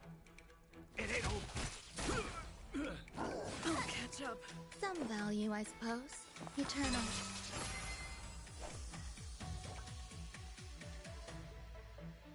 Here you go, Master! Dreams do come true. That's all you got? I could take 10 of you! There's... Stay in step. Oh. In the mood for another beating? Ready to shine. Yeah. It's nothing. Some value, I Nice suppose. like a good, my friends. Indulge yourselves!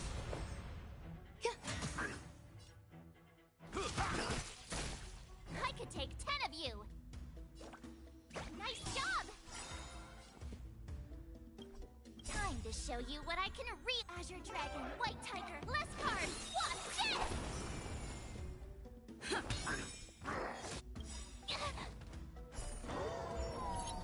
The mood is set. Let the show begin.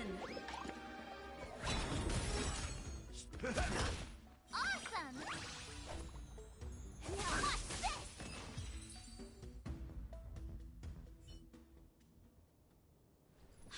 How is this possible?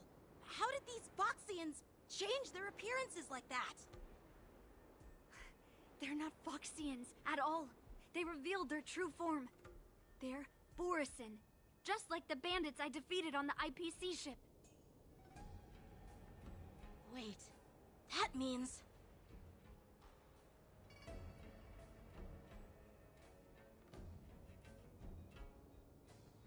Well, how did the Borisin manage to infiltrate the Cienjo? It's not just a simple disguise of wearing our clothing and shaving their whiskers. They're somehow able to alter their appearance to be indistinguishable from Foxians. They even have official IDs for the Skyfaring Commission, the Artisanship Commission, and even the Cloud Knights? Let me check this fake Cloud Knight's tag. Maybe it'll give us some clues. Lujun, an officer of the Patrol Defense Squad? Wait! What's the matter? I encountered a patrol officer named Lujun before. It was a few weeks ago, when we were transporting the Borison prisoners. They can forge official identities and move around the Xianzhou without raising suspicion. Oh no, this is bad.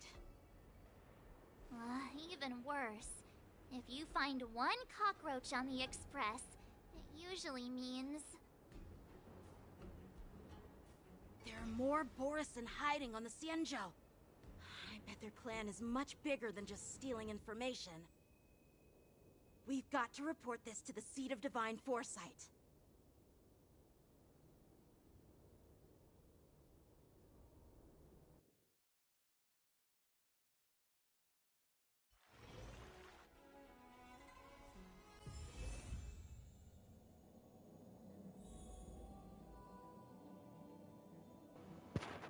Okay, and this is where we stop. I'm gonna end it. I'm gonna end the stream here. And yeah.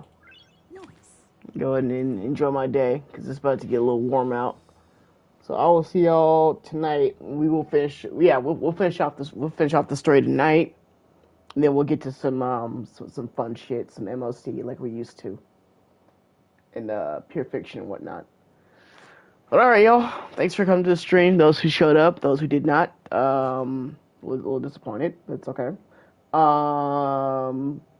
Yeah. See you later. Peace.